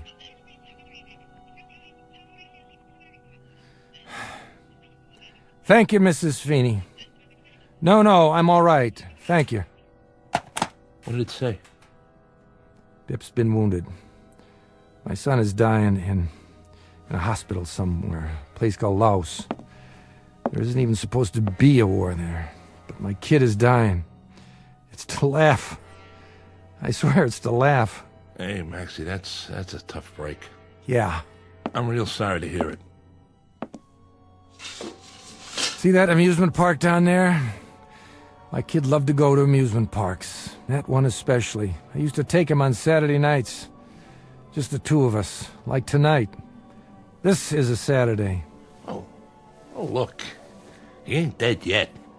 What I mean is When I wasn't too drunk, or when I wasn't out conning somebody for you, Moran, I'd take him to the amusement park and we'd have a ball.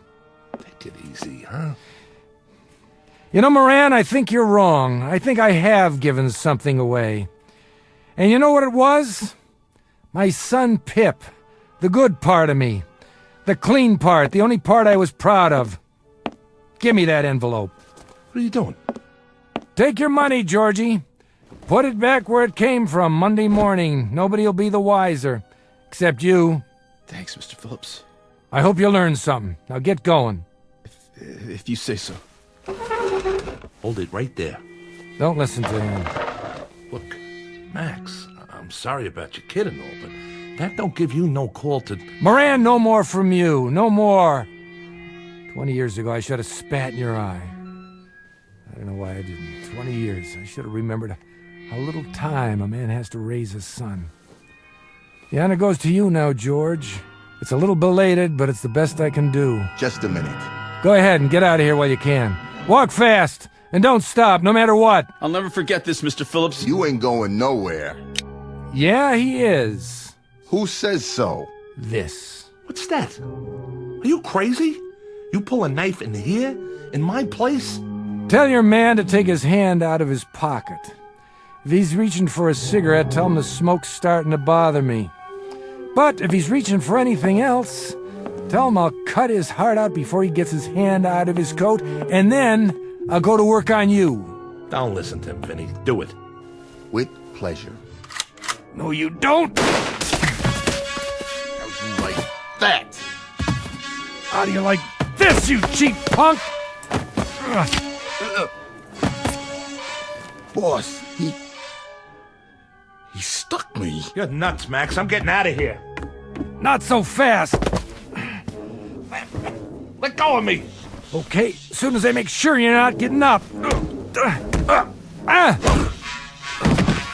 Mr. Phillips, your stomach. You're bleeding. Get lost, Georgie. Get lost fast and don't look back.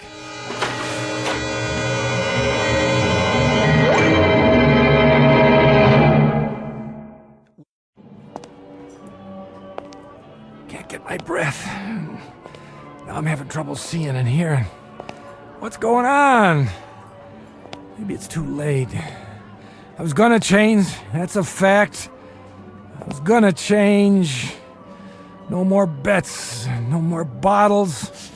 And I was gonna meet Pip when he got off the boat. So now there's no more bets, no more bottles. But there's no more Pip either. Best laid plans of mice and men and me. God, if I could only see him. If I could only talk to him. If I could only tell him. Pip! Pip, where are you? Where? Sutures. Yes, Doctor. How's his blood pressure? Holding. But if it drops any lower... Reduce the anesthetic. Yes, sir. I'm almost out. As soon as I finish, move him to IC. I'll tell them to prepare a bed. All right, my friends. That'll have to do. There's still some shrapnel in the abdominal cavity. We may have to go back in, but this boy can't take any more today. His heart's strong. Good. That's good. I can close for you. Thank you, Doctor. Oh, and nurse, Yes? watch him closely. It's still touch and go. See if he survives the next hour. If he can hang on for that long, he might just make it home. You know, he might. He's young. Well, good luck to... What's his name? They call him Pip. Then good luck to you, Pip. Godspeed.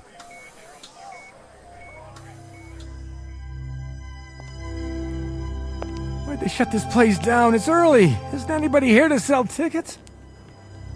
Wait a minute. Who's that? It can't be. Hi, Pop. Pip? Hey, Pip! Hurry up. What? What are you... You slowpoke. What took you so long? Pip, I can't believe it. Where were you? I've been waiting a long time. Pip, is it really you?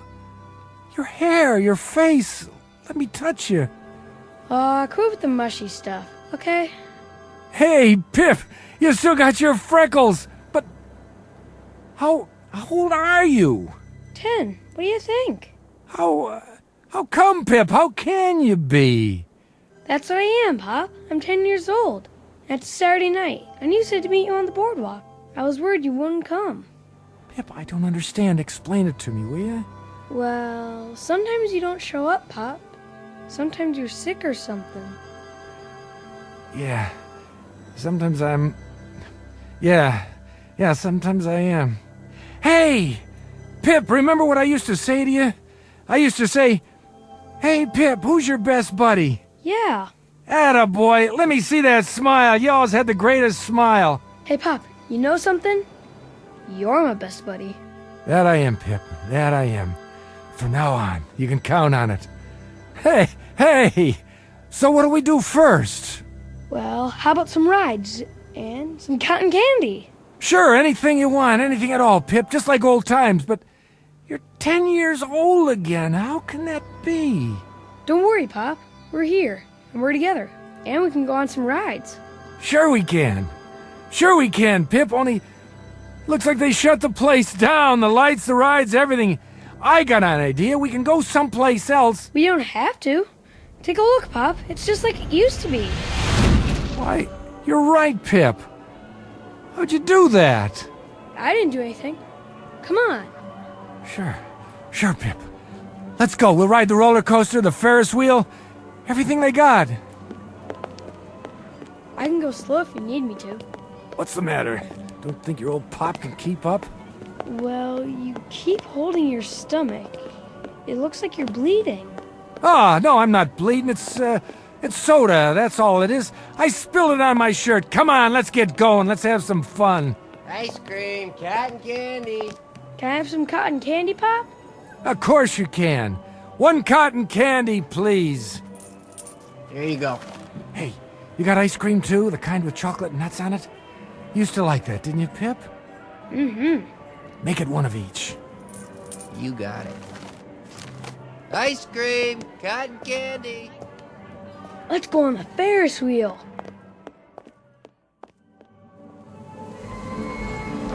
Look down there, Pip.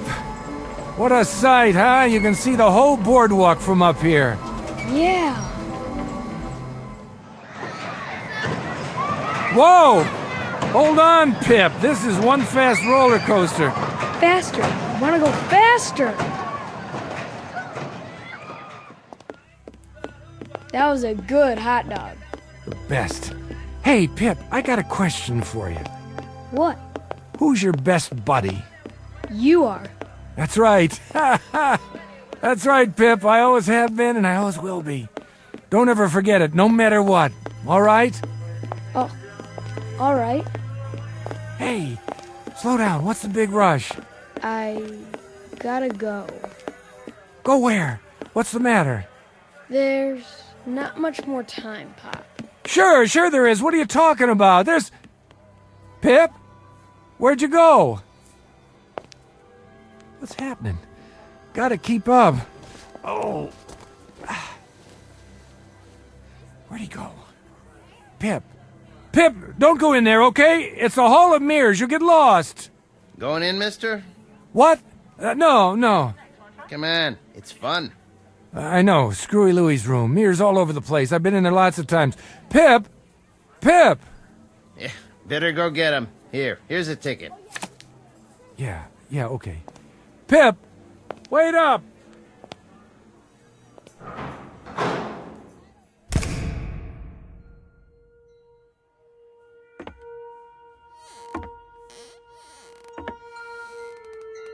Pip? Pip, please, what's the matter? Did I do something? It's late, Pop. What do you mean? There you are. Hold up, Pip. I want to tell you something. Didn't see the glass. I thought you were... Is that you, Pip? Or a reflection? Dad? Where are you? Where'd you go? I can't find you. Where are you, Dad? It doesn't matter. Pip, you have to understand. You have to listen to me and understand. All those times I wasn't around, when I was out doing business, when I was running a con, when I was drunk, when I dragged you from one rooming house to another. It doesn't make any difference now. It does make a difference. It makes a difference because I want you to know that no man... Listen to me, son. No man ever loved a boy any more than I loved you. Do you hear me? All that stuff, it was because I was weak. Because I was always dreaming instead of doing.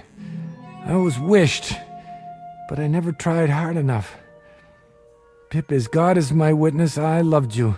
I have to go, Pop. No. Pip, you can't leave me now. You can't just go away. All these mirrors. I only had an hour, Pop. But why? Because I don't belong here. The hour's up, and it's time to die. What? Not you, Pip. You're just a kid, a little boy. Bye, Pop. You can't die, Pip. There's too much I have to tell you. Too much I have to make up to you. I want to spend the rest of my life being your dad. That's all I have to live for now. Nothing else means anything. Pip, come back. I promise no more bottles. No more lousy, crooked jobs, understand? No more waiting for when I don't show up. No more lies. Come out of the mirrors and let me see you. Stop hiding from me. Which one, Pip? Which one is really you?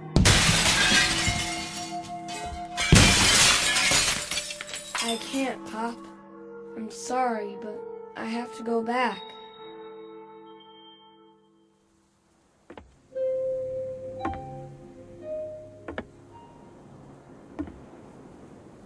Hey, God. Hey, God, I'll make you a deal.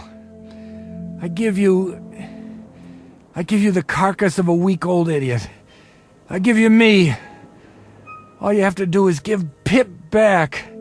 Please, God, don't take my boy. Don't take Pip. Take me.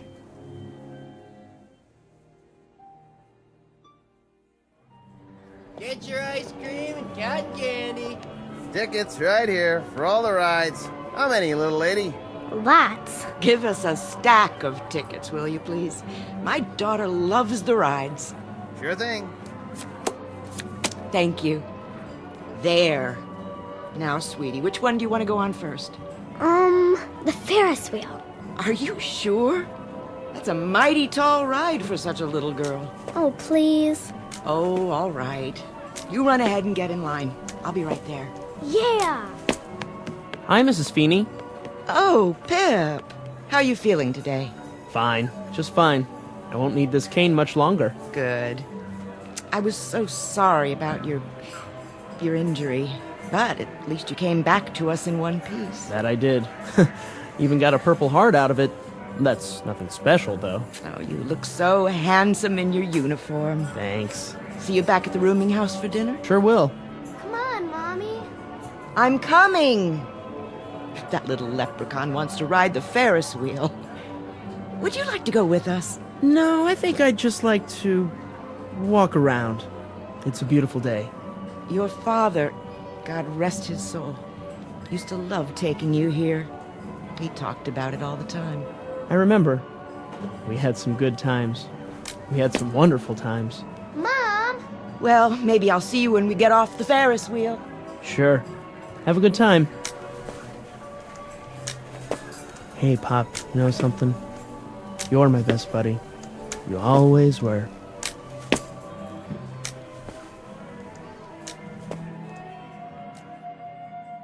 Very little comment here, save for this small aside, that the ties of the flesh are deep and strong, that the capacity to love is a vital, rich, and all-consuming function of the human animal, and that you can find nobility and sacrifice and love wherever you seek it out, down the block, in the heart, or in the Twilight Zone. The Twilight Zone continues in just a moment. You are about to enter another dimension, a dimension not only of sight and sound, but of mind, a journey into a wondrous land of imagination. Next stop, the Twilight Zone. Hi, this is Stacy Keach. I'd like to take a moment to tell you about our Twilight Zone website at twilightzoneradio.com. At twilightzoneradio.com, you'll find the latest information on these Twilight Zone radio dramas, including behind-the-scenes photographs, plus the newest product releases, trivia contests, ways to contact us, other Twilight Zone-related info and merchandise, plus links to other fascinating websites. So make your next stop twilightzoneradio.com. Visit twilightzoneradio.com to purchase these Twilight Zone radio dramas on cassette and CD, or call toll-free 1-866-989-ZONE.